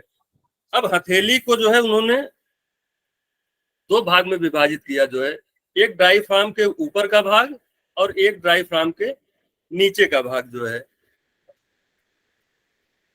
तो इस तरह से जो है 7 भागों में जो है शरीर हथेली का जो है उन्होंने वर्गीकरण किया जो है कि जिस तरह से शरीर में आप 7 भाग में उसको जो है वर्गीकृत कर सकते हैं। धड़ को 2 भाग में जो है, एक डायफ्राम के ऊपर और एक डायफ्राम के नीचे का भाग। तो इस तरह से 7 भाग में भी जो है हथेली का वर्गीकरण किया गया है। तो वो भी आपके शरीर से हथेली मैच करती है। अगर 7 भाग में शरीर को करके जो है हथेली का जो है तुलना किया गया, तो वो भी हथेली को भी जो है हथेली में भी वो 7 भाग आ रहे हैं जो है, जिस तरह से शरीर में है। जैसे डायफ्राम के ऊपर का भाग, जैसे हमारे धड़ के ऊपर का भाग जो है उठा हुआ होता है और नीचे का भाग जो है अंदर की तरफ होता है, उसी तरह हथेली में भी जो है ऊपर का भाग आपका उभरा हुआ है और नीचे का भाग जो है आपके अंदर की तरफ जो है। तो इस तरह से भी शरीर की संरचना और हथेली की तुलना जो है की गई है। तो इसमें जो है डायफ्राम को ही आधार मानकर शरीर के धड़ को 2 भागों में विभाजित किया जाता है, एक डायफ्राम के ऊपर का भाग और एक डायफ्राम के नीचे का भाग। धड़ के इन दोनों भागों के शेष 5 भागों की गणना करने पर कुल 7 भाग स्पष्ट परिलक्षित होते हैं। हथेली का अध्ययन करने पर इससे भी 7 का विभाजन नीचे दिए गए चित्र के अनुसार स्पष्ट देखा जा सकता है। धड़ के 2 भागों के अनुरूप हथेली का विभाजन हथेली के ऊपर का भाग और शेष हथेली के अलग करने वाली एक काल्पनिक रेखा के आधार पर चित्र के अनुसार दिया जा सकता है। जैसा कि चित्र में दिखाई दे रहा है कि डायफ्राम के ऊपर का भाग और डायफ्राम के नीचे का भाग, तो ये 2 भाग धड़ के हो गए और 5 अंगुलियों के जो 5 भाग थे जो है, तो 7 के रूप में भी जो है शरीर और हथेली की तुलना जो है वो स्पष्ट होती है जो है। अब शरीर के 8 उपभागों के अनुरूप हथेली के 8 विभाजन जो है, अगर शरीर को 8 के रूप में जो है विभाजित किया जाए तो क्या हथेली पे भी 8 विभाग हो सकते हैं?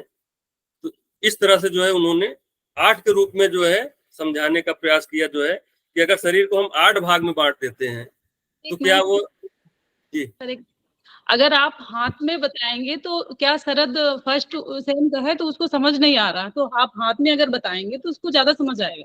आप थोड़ा हाथ में बता सकते हैं? नहीं, मैं बता तो सकता हूँ जो है, लेकिन क्योंकि हम लोग तो पढ़ चुके हैं, वो नहीं पढ़ चुका तो उसको समझ नहीं आता है। तो थोड़ा सा अगर आप हाथ में बता दें डायफ्राम या आप ये, तो थोड़ा उसको अच्छे से समझ आ जाएगा। हाथ दिखाई दे रहा है? हाँ हाँ बिल्कुल बिल्कुल दिख रहा। तो अब डायफ्राम देखिए, उसमें जो है पिक्चर में भी है डायफ्राम जो है, बट और उसको यहाँ जो है एक बार उसको दिखा दें, समझ जाएगा। एक बार दिखा। ये डायफ्राम जो है अंगूठे के नीचे से जो है, ये डायफ्राम जो है, ये स्केच भी नहीं रखा हूँ। ये डायफ्राम को जो है, जो उभरा हुआ भाग है जो है, उसके नीचे जहां से आपका अगर वो देखिए अंगूठा की जो जोड़ है लास्ट वाला जो है, डायफ्राम देखिए, सब दिखा रहे हैं जो है, वो है डायफ्राम। डायफ्राम जहाँ अंगूठा आपका नीचे आ रहा है ना, वहीं से जो है डायफ्राम ऊपर की ओर यूं कर्वेचर लेते हुए आएगा, और यही डायफ्राम नीचे चला जाता है। जब लंग्स जो है सांस लेते हैं तो नीचे चला जाता है, नीचे चला जाता है, यही ऊपर चला आता है। मतलब कर्वेचर है, इंद्रधनुष की तरह। हाँ, यही जो है इंद्रधनुष की तरह है। अंगूठे के जस्ट नीचे ये कर्वेचर आ रहा है आयुर्वेद का, आयुर्वेदिक में जो है, जबकि उसमें जो है टीसीएम में जो है डायफ्राम अलग हो जाता है जो है। चाइनीज में डायफ्राम ये है, जो आपकी जो है ये जीवन रेखा जो जिस तरह से गई है उस पे हो जाता है जो है। और ये आयुर्वेद का डायफ्राम ये है। आयुर्वेद का डायफ्राम यहाँ से नीचे आकर के ये वाला, ये लंग्स है, और इस लंग्स के नीचे ये वाला डायफ्राम है। लेकिन सर हमको जो है ये टीसीएम का जो डायफ्राम है उससे जो है करस्पॉन्डेंस सही से जो है स्थापित नहीं होते हुए दिखाई दिया जो है। ये आयुर्वेदिक में तो सीधे दिख रहा है, शरीर के संरचना पूरा जो है एकदम हथेली पे जो है मैच। आयुर्वेद का डायफ्राम दोनों जो जहां पर दोनों जो उभरा भाग है, आप शरीर से तुलना करें, चेस्ट का भाग हमेशा उभरा हुआ होता है। तो जो चेस्ट का भाग है, जो दोहर ऊपर की जो उभार आ रहे हैं, ये चेस्ट समझ लीजिए, ये लंग्स है, और इनके बीच में यहाँ हार्ट स्थापित है यहाँ पर, ठीक। और इसके जस्ट नीचे ये डायफ्राम का एरिया है। यही डायफ्राम कर्वेचर इंद्रधनुष की तरफ, थोड़ा कर्वेचर पे होता है, कर्वेचर ऊपर की तरफ लेता है। जब ये कर्वेचर अटैच होता है तो लंग से, तो ये क्या कर्वेचर करता है, ये कर्वेचर सीधा यूं करके यूं हो जाता है, यूं जी जी जी, वो नीचे की तरफ कर्वेचर हो जाता है ऐसे, और ऊपर की ओर नॉर्मली कर्वेचर यूं होता है, यूं ऊपर की तरफ मेहराबदारी इस तरह। और जब ये फैलता है तो ये उल्टा हो जाता है, यूं करके यूं हो जाता है, क्योंकि सांस लेते हैं तो ये फैल जाता है, तो सांस भर जाती है, फिर ये होता है तो फिर ये यूं हो जाता है। मतलब वो अपने आप फैलता यूं करके यूं करते होता है, इसलिए उसकी गति जो है, ये डायफ्राम का एरिया है। यहाँ समझना है कि ये अंगूठे से जस्ट नीचे आपको ये मान लेना है कि ये आपका डायफ्राम है, और इस डायफ्राम के नीचे आपको जो ऑर्गन है उनकी स्थापना करनी। तो इस तरह से शरीर के 8 उपभागों के अनुसार हथेली के 8 विभाजन जो है ये किया गया है। संपूर्ण शरीर के प्रत्येक भाग का यदि सम्यक विश्लेषण और गणना की जाए तो इसे 8 भागों में भी विभाजित किया जा सकता है। अब इसमें जो है अंगूठे में जो है 2 इन्होंने भी भाग किया जो है, एक गर्दन का एरिया जो है और एक सर का एरिया जो है। धड़ से गर्दन और गर्दन से फिर सर, तो 2 भाग वो हो गए आपका अंगूठे में। 4 अंगुलियां हो गई जो है, हाथ पैर, तो 6 हो गए। और हथेली जो है 2 भागों में कर दिया, जो डायफ्राम के एक ऊपर का भाग और एक नीचे का भाग जो है। तो इस तरह से 8 विभागों में भी जो है हथेली और शरीर को जो है उन्होंने तुलना किया जो है कि अगर शरीर को 8 भागों में बांट देते हैं तो क्या हम हथेली को भी 8 भाग में बांट सकते हैं? तभी तो तुलना करेंगे जो है कि वो दोनों मैच कर रहा है कि नहीं जो है। तो 8 भाग अगर शरीर का किए जो है तो हथेली पे भी 8 भाग आप बना सकते हो जो है। तो अंगूठे का 5 जो है, ये 4 हाथ पैर 6 और 2 जो है धड़ का जो है। एक डायफ्राम के ऊपर का भाग जहां लंग्स आपका दोनों और हार्ट आता है, और उसके नीचे जो है जहां आपका stomach, spleen, liver, gall bladder, large intestine, small intestine ये आते हैं जो है। तो इस तरह से जब अब शरीर के 8 भागों के दृष्टि से हथेली का विश्लेषण करने पर हमें ये 8 भाग हथेली में पर भी दिखाई पड़ते हैं। अंगूठे का ऊपर के जोड़ से ऊपर का भाग, अंगूठे का जोड़ों दोनों जोड़ के बीच का भाग, हथेली के मध्य का ऊपर का भाग और हथेली मध्य के नीचे का भाग। तो 4 ये हो गए और 2 हाथ 2 पैर 8। उपयुक्त विश्लेषण के आधार पर शरीर की तुल्यता हथेली में स्थापित होने पर हथेली में संपूर्ण शरीर को निम्नवत स्थापित किया जा सकता है। चित्र में थोड़ा सा अंगूठे का ऊपर दिखाया हुआ है बीच में, लेकिन ऐसा नहीं है। रियलिटी में अंगूठे से नीचे जाएगा। चित्र में अंगूठे के आसपास दिखाया गया, डायफ्राम नहीं, अंगूठे के नीचे जाएगा डायफ्राम। हाँ, अंगूठे चित्र में अंगूठे से ऊपर दिखाया गया है, तो बीच में अंगूठे का बीच से दिखा दिया गया है, हाँ, क्योंकि वो नीचे से जाएगा जो है।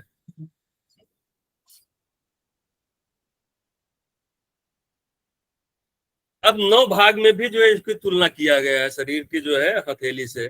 शरीर को पहले 9 भाग में जो है वो किए कि 8 तो आप लोगों ने देख ही लिया जो है। अब धड़ को भी जो है उन्होंने 2 से अब 3 भाग में कर दिया जो है। धड़ को 3 भाग में विभाजित किया गया। ये तीनों भाग शरीर के 3 क्रियात्मक बल हैं, जो वात, पित्त, कफ, ये 3 दोष भी होते हैं और 3 बल भी है जो है। इन्हीं से जो है शरीर ऊर्जावान भी होती है और शरीर में रोग भी होते हैं। अगर ये बिगड़ जाता है तो रोग हो जाते हैं जो है। आयुर्वेद में यही त्रिदोष इसको कहा गया है जो है, वात, पित्त, कफ जो है। तो अब धड़ को 3 भाग में जो है इन्होंने विभाजित किया जो है कि शरीर जिस तरह से शरीर 3 भाग में जो है विभाजित। इस चित्र को ध्यान से देख लीजिए। आप देखिए, जो आपके शरीर का चेस्ट का आसपास का एरिया है, यानी लंग्स के आसपास का एरिया कफ है, ठीक है, वो कफ है। बीच का एरिया जो आपका जहां पर का स्टमक है, लार्ज इंटेस्टाइन है, स्मॉल इंटेस्टाइन है, वो पित्त का एरिया है, ठीक है। और उससे नीचे का जो नाभि से नीचे का एरिया जो है वो वात का एरिया, ठीक। अब ये आकृति देखिए। और हम लोग क्या करते हैं, हम लोग हमेशा कहते हैं कि हथेली को ऐसे आप करिए। हथेली को जब ऐसे करेंगे तभी वास्तव में उसका कैरेक्टर मालूम पड़ेगा या उसी की तुल्यता हो पाएगी। तो हम लोग क्या करते हैं, जैसे हम लोगों ने कहा कि ऊपर कफ था तो हम लोगों ने ऊपर कफ बना दिया। हम लोगों ने कहा कि ये एरिया कफ का एरिया, क्यों? लंग्स का एरिया कफ का लंग्स एरिया कफ होता है। उसके बाद पित्त का एरिया कौन सा? लार्ज इंटेस्टाइन और स्मॉल इंटेस्टाइन और स्टमक का एरिया। स्टमक यहाँ पर आएगा और उसके बाद ये स्टमक का लेफ्ट में थोड़ा सा होगा और ये एरिया जो है लार्ज इंटेस्टाइन का होगा, कवर होगा, और ये स्मॉल इंटेस्टाइन का एरिया उसी में कवर होगा। अब इसके नीचे जो ये एरिया आएगा, ये आएगा हमारा वात का एरिया। तो अब तीनों एरिया, इसीलिए उंगलियों में आप देखिए, उंगलियों में सबसे ऊपर वात, बीच में पित्त और ये कफ। उंगलियों में क्या होता है, बाहर की तरफ सबसे ऊपर की तरफ ऐसे ही उंगली रखिए तो जो बाहर ऊपर जैसे 3 है ना, 1 2 3, वैसे 1 2 3। तो ऊपर का एरिया वात, ये एरिया पित्त और ये एरिया कफ। ये लाइन जो बनी है, इस आधार पर भी इसको आप हमेशा तुल्यता को ऐसे समझिए। इसीलिए कहा जाता है कि जब भी कभी तुल्यता की बात करें तो हथेली को नीचे, यानी उंगलियां नीचे पृथ्वी की ओर झुकी हुई हो और फ्रंट भार हो, तभी आप उसको तय कर पाएंगे कि वास्तव में तुल्यता कैसे होगी।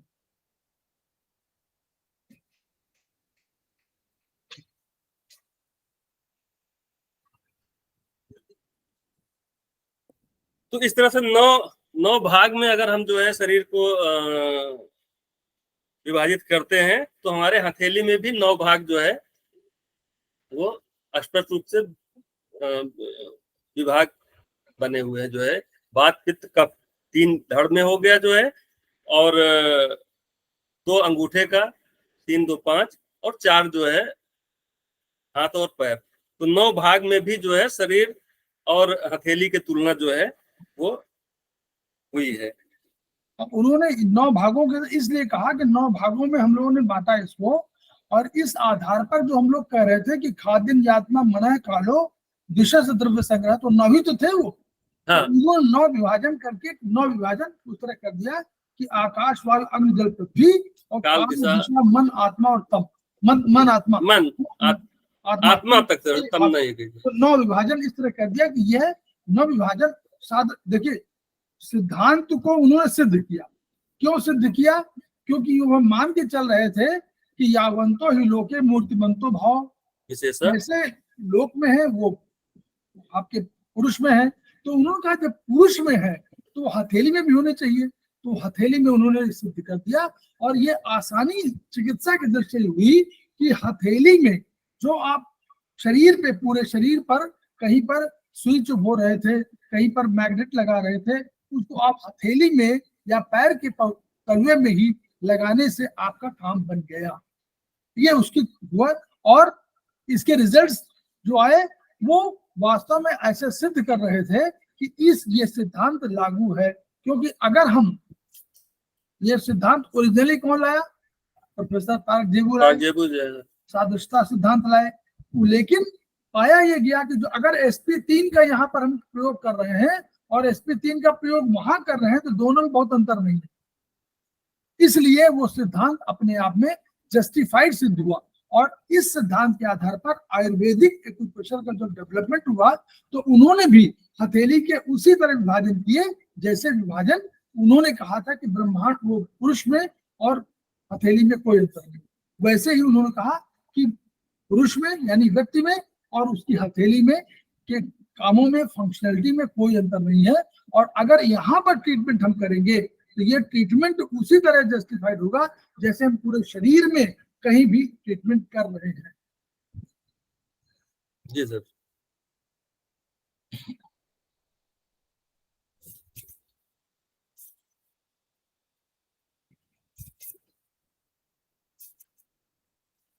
हाँ चलिए आगे आगे।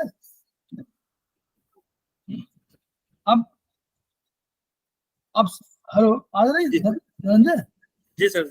अब आप देखिए ये तो और वो ये दूसरा तर्क है कि भाई वो कैसे छठवें, देखिए इसमें केवल मैं आगे से बता रहा कि जो छठवां पॉइंट है यानी जो हमारी उंगली नंबर 6 है, हम लोगों ने क्या किया था? आकाश वायु अग्नि जल पृथ्वी को कहीं हाथों में स्थापित किया था, उंगलियों में स्थापित किया था, उंगलियों में। तो हम लोगों ने उसी रूप में 1 नंबर से लेकर के और 10 नंबर को, मतलब 0 नंबर से लेकर के और हम लोगों ने 10 नंबर को स्थापित कर दिया। अब कैसे किया? 0 तो हम लोगों ने मान लिया था थंब, राइट थंब को 0 वहां से शुरुआत किया। इसको क्यों हम लोगों ने कहा? ये सामान्य और विशेष की अवधारणा पर आधारित था। सामान्य हाथ कौन होगा? वो हाथ जो आप लगातार काम करते हैं, अधिकांशतः काम करते हैं, वो सामान्य होगा। क्योंकि जब कभी कहें कि सामान्य क्या है तो आप सामान्य रूप से कहेंगे भाई सामान्यतः हम दाहिने तरफ से हाथ काम करते बस, तो इसलिए दाहिने अंगूठे को सामान्य मान लिया। बायां हाथ या बाईं तरफ का जो भाग हुआ वो विशेष हुआ कि इसको कभी कभी इस्तेमाल करते हैं या नॉर्मली इस्तेमाल नहीं करते, इसलिए विशेष रूप से इस्तेमाल करते हैं तो विशेष हो गया। तो ये सामान्य और विशेष की अवधारणा इस आधार पर हुई जो इन और यांग के सिद्धांत से मैच कर गई। ठीक, नंबर 1। नंबर 2, हम लोगों ने कहा था कि सामान्य और विशेष शरीर में, उन्होंने कहा था इन नीचे और यांग ऊपर। अब हम लोगों ने क्या कहा? हम लोगों का सामान्य नीचे विशेष ऊपर। क्यों? क्योंकि हमारी पहचान, किसी व्यक्ति की पहचान नॉर्मली कहां से होती है?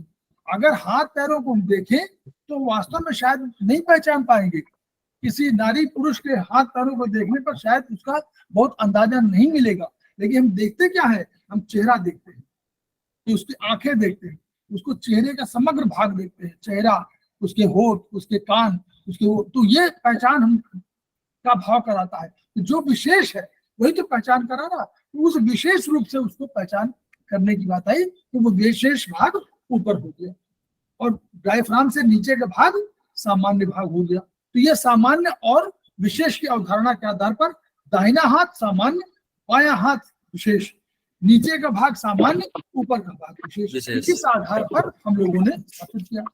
फिर उंगलियों में जब स्थापना की बात आई तो हम लोगों ने कहा कि 0 नंबर हमारा वो हुआ, क्यों?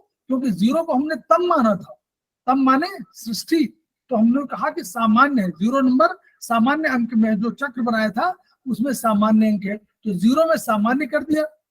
9 नंबर हम लोगों ने इसको ले लिया, लेफ्ट हम क्यों? दोनों ऊर्जाएं बराबर की ऊर्जा थी, बड़ी ऊर्जा थी, 9 की ऊर्जा और 9 की ऊर्जा और 0 की ऊर्जा बराबर की लगभग बड़ी ऊर्जाएं थी। एक सृष्टि कर रही थी और एक आत्मा यानी प्रकाशमान थी, और उसके बाद फिर निष्पत्ति है, उसके बाद फिर आत्मा कहीं अलग तिरोहित होती है। तो इसलिए 2 शक्तियां थी, 2 ऊर्जाएं थी, बड़ी ऊर्जा।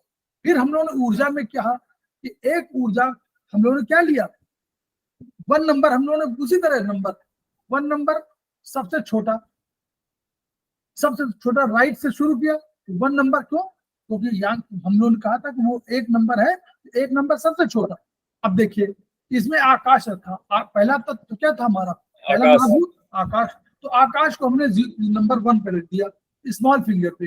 अब हमने देखा कि एनर्जी इसके बराबर की एनर्जी इस हाथ में तो नहीं है, लेकिन इस हाथ में है, तो 2 नंबर हमने यहाँ रख दिया, क्योंकि उससे बड़ी एनर्जी या उसके बराबर की एनर्जी हो गई। अब हमने देखा कि एनर्जी का रूप यह कि एनर्जी अगर कोशिश करती है कि एनर्जी पहले वहीं रहे तब कहीं और भटकेगी, तो इससे बड़ी उंगली कौन थी? हम लोगों ने देखा कि इंडेक्स फिंगर, तो हम लोगों ने इस उंगली में क्या रख दिया, 3 नंबर रख दिया, 3 नंबर हम लोग रख दिया। अब हम लोग देखा कि 3 नंबर अग्नि है, आकाश वायु अग्नि हो गई। अब अग्नि के बाद हमको जल की जरूरत पड़ी। अब हम लोग जल देखा कि इस उंगली में इससे बड़ी उंगलियां हैं, लेकिन इसके बराबर की उंगली नहीं है, लेकिन इस हाथ में है, तो हमने इस उंगली को राइट इंडेक्स फिंगर को हम लोगों ने 4 नंबर दे दिया, जो हमारा जल का था।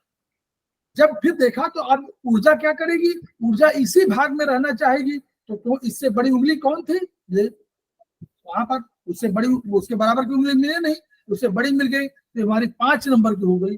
अब हम 5 नंबर देखें तो इससे बड़ी तो थी, लेकिन इसके बराबर कोई नहीं थी, जबकि इसके बराबर एग्जिस्ट कर रही थी यहाँ पर, ये 6 नंबर हो गया। फिर 6 नंबर के बगल में हमने देखा ये 7 नंबर, उससे बड़ी एनर्जी है, तो 7 नंबर की हो गई, तो दिशा हो गई। फिर हमने देखा मन, ये उससे बराबर मन हो गया। 8 हम स्थापित इस तरह हमने कर दिया। जब स्थापना हम लोगों ने कर दिया इसको कि भाई हम लोग 0 से लेकर के और 9 तक की हमने स्थापना कर दिया। अब हमको यही तो सिद्ध करना था, और वही क्रम वही रखा, आकाश वायु अग्नि जल पृथ्वी, ये हम लोगों ने कहा था भौतिक इनको भौतिक द्रव्य कहा था, लेकिन भौतिक द्रव्यों को नहीं, हम लोगों ने द्रव्य का और नाम दिया था। भौतिक द्रव्यों को हम लोगों ने क्या ये नहीं कहा, महाभूत का। अब जब आयुर्वेद की बात करेंगे तो हमेशा बात करिए कि हम इसको कह रहे हैं महाभूत है, ये भूत नहीं है, ये महाभूत है, ये ये जो है भौतिक है, भौतिक द्रव्य है, लेकिन भौतिक द्रव्य को हम लोगों ने नाम दिया, नॉमेनक्लेचर दिया, कि उसको हम लोगों ने कहा कि यह हमारा महाभूत। तो ये 5 महाभूत हो गए, यानी 1 2 3 4 5 ये महाभूत हो गए। चलिए यहाँ तो स्थापित हो गई। अब ये हुआ कि 6वें नंबर से हमारा वहां नॉमेनक्लेचर था, वो क्या था, पराभौतिक का। अब पराभौतिक की 6वें नंबर से, देखिए इस उंगली से 6वें नंबर से पराभौतिक शुरुआत हुई, 6वां 7वां 8वां और 9। ठीक है, अब ये 0 भी हमारा था, तो 0 स्थापित कर चुके थे, तो 9 हम कर दिया। तो अब ये कह रहे हैं कि इन उंगलियों में जब स्थापना की बात आई तो हम लोगों ने पहले नॉमेनक्लेचर वही रखा। आकाश में हम लोगों ने, वहां आकाश में नहीं था, हमने आकाश को लंग से जोड़ दिया। लंग से इसलिए जोड़ा क्योंकि मोर और लेस जो आकाश का जो सबसे अधिक एरिया भी आकाश कहा ना कि बहुत विस्तारवादी है, आकाश पर विस्तृत है, तो उसका आकार तो था बड़ा। तो हम लोगों ने कहा कि भाई लंग्स भी हमारे शरीर में काफी बड़ा स्थान घेरता है, दोनों लंग्स मिला लीजिए तो बाहर का आप देखिए ना नॉर्मली काफी बड़ा एरिया स्पेस लेता है सर जो लंग्स लेता है। तो उस स्पेस के आधार पर हम लोगों ने आकाश मान लिया। तो आकाश के गुण थे वो भी इसमें मिलते पाए गए। कैसे मिले? आकाश में देखा उन्होंने कई वायु, तमाम तरह की वायु गैस इनका समग्र रूप है। हमने देखा कि यहाँ भी तो वायु के माध्यम से जाती है समग्र रूप से, और ऑक्सीजन भी जाती है, कार्बन डाइऑक्साइड भी रहती है, और हम नाइट्रोजन सारी, वो ऐसा तो है नहीं कि नाइट्रोजन पहले हटा, नाइट्रोजन जाती है वो अंदर, उसको इनहेल न कर पाते हूँ, बात दूसरी है, लेकिन जाती तो है नाक के माध्यम से। वहां नाक में तो कोई रास्ता नहीं, वो तो जब कैपिलरी आपकी हार्ट और लंग्स की जुड़ती है तब नहीं वो एसिमिलेट कर पाती और जाती सेल में, लेकिन बाहर नाक से जाएगी। तो वैसे ही आकाश का रूप था। फिर आकाश करता क्या है? आकाश आपकी सारे जो अवशिष्ट चीजें हैं उनको बाहर फेंक देता है, तो वो समेट लेता है।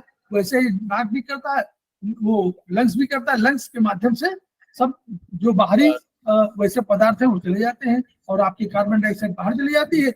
जल का कुछ अंश चला जाता है बेकार का, कुछ आपके टॉक्सिन होते हैं वो जो ध्वनि वो वाले गंध वाले वो चले जाते हैं। जैसे शराब पीजिए तो शराब के माध्यम से जो उसका स्मेल वो भी चली जाएगी, यानी चीजें निकालती है।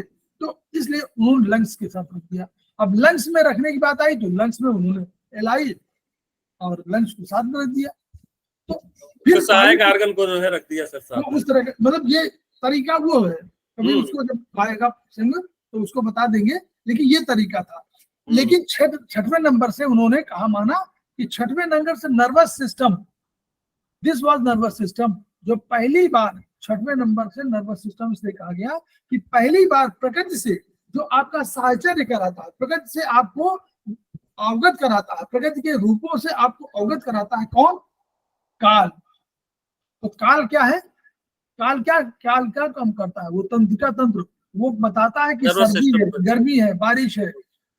तो इसलिए वो जो प्रकृति के रूपों से, प्रकृति के परिवर्तित रूपों से आपको अवगत कराता है, वो तंत्र का सिस्टम। इसलिए वो उसको वहां पर रख दिया और इसको मेडुला और स्पाइन से जोड़ दिया। पहली आपकी सूचना जो कोई भी जाती है वो आपकी जाती है यही नर्वस सिस्टम से, इसी नर्वस सिस्टम माने इसी आपका स्पाइन से, फिर वो जाती मेडुला से होती तो ऊपर जाती है।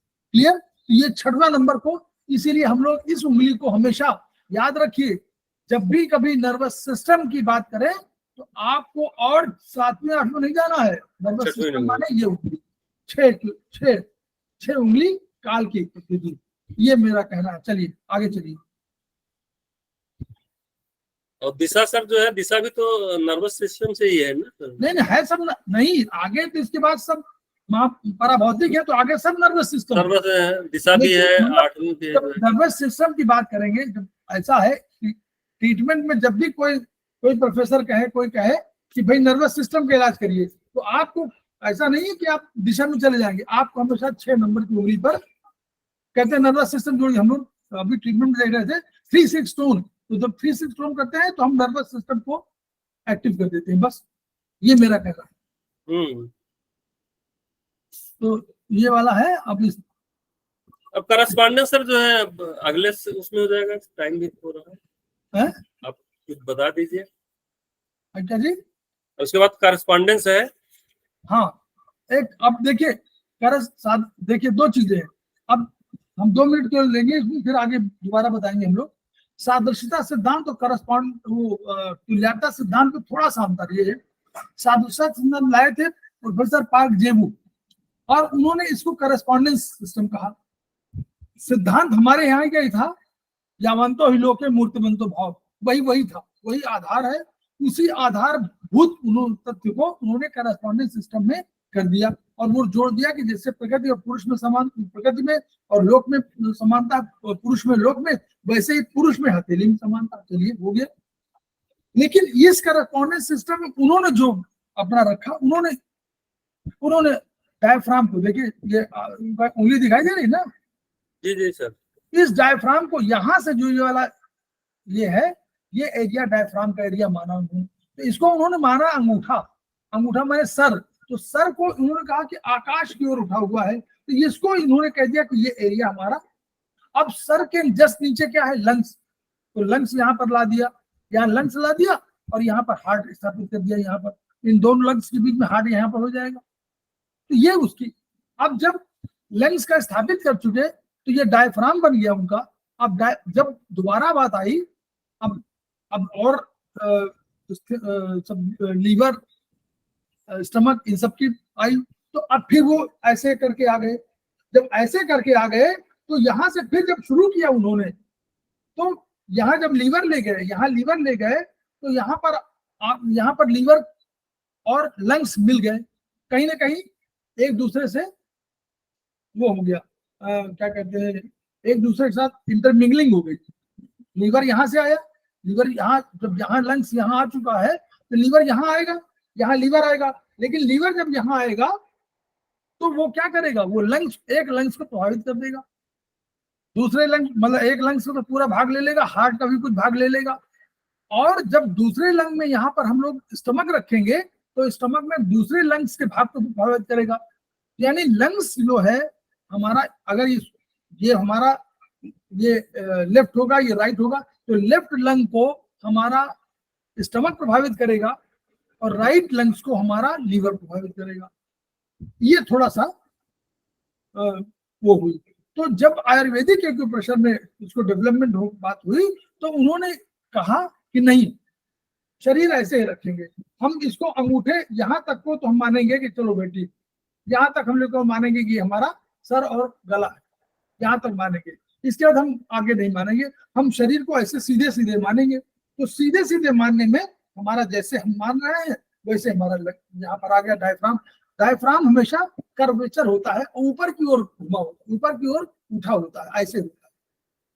क्यों ऐसा होता है? क्योंकि उसको यूं होना पड़ता है, यूं से यूं होना पड़ेगा, ऊपर से लंग्स है ऊपर, अगर यूं नहीं है तो जब लंग्स दबाता है तो ये यूं हो जाता है, तो ऑक्सीजन या जो चीजें हैं वो अधिक भर जाती है और फिर वो यूं हो जाता है।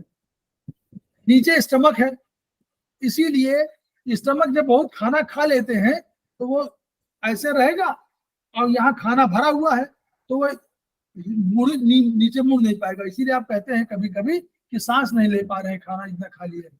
तो इसलिए तो इससे आसानी हुई कि कोई इंटरमिक्सिंग नहीं हुई, कोई इंटरमिक्सिंग नहीं हुई, बल्कि हमारे यहाँ पर थे, यहाँ पर हमारा डायफ्राम आ गया, ऊपर हमारा लंग्स आ गया, यहाँ हमारा स्टमक आ गया, यहाँ पर हमारा हार्ट आ गया और यहाँ पर हमारा सब स्प्लीन वगैरह आ गए। इधर हमारा लीवर, हमारा डी के आकार का लीवर, डी के आकार का लीवर यहाँ छूता हुआ, इधर के ये इतना एरिया को डी के आकार का लीवर हमारा हो गया, डी आकृति का। और उसके नीचे यहाँ पर इस जगह पर जहाँ जमा बताते LISI आ गई और नीचे हमारे सब आ गए। तो वो आसानी हुई, इसलिए सादृश्यता और तुल्यता सिद्धांत में केवल डायफ्राम की स्थिति, लंग्स की स्थिति, लीवर की स्थिति में अंतर है। ठीक, ये आपको बस इस लोग समझना है, पढ़िए खूब, समझिए खूब, लेकिन ये आधारभूत यही अंतर है। देखिए ये पूरा उसमें दिया हुआ है, आगे सारथ आप इसको पढ़ सकते हैं और बाकी भी नेक्स्ट क्लास में जो है सर कोई बात नहीं, थोड़ा बहुत बता देंगे उसमें। और इसको आप पढ़िएगा फिर से, तो ये तुल्यता सिद्धांत है, इसलिए हमको क्योंकि सेमेस्टर 1 में, सेमेस्टर 2 वाले पहले पढ़ चुके हैं, इसलिए बहुत अधिक उनको आवश्यकता नहीं है। फिर भी जहाँ कहीं आपको वो होगा तो एक सुजोग का सिस्टम है, तो सुजोग वाले सिस्टम को भी पहले पढ़िए, वो किताब जो सुजोग की थी उस किताब को पढ़िए, वहां पर उसको तुल्यता खोजिए और तब इनकी तुल्यता में जो अंतर आ रहा है वो करिए। ट्रीटमेंट कोई करिए, चिंता मत करिए कि ट्रीटमेंट वहां गलत हो जा रहा है, यहाँ सही हो जा रहा है, इसलिए ये बिल्कुल आप उस पॉइंट पर मत चिंतित होइए कि हमारा ट्रीटमेंट गलत हो जाएगा और हम ऐसे करेंगे। तो इसलिए जो है आप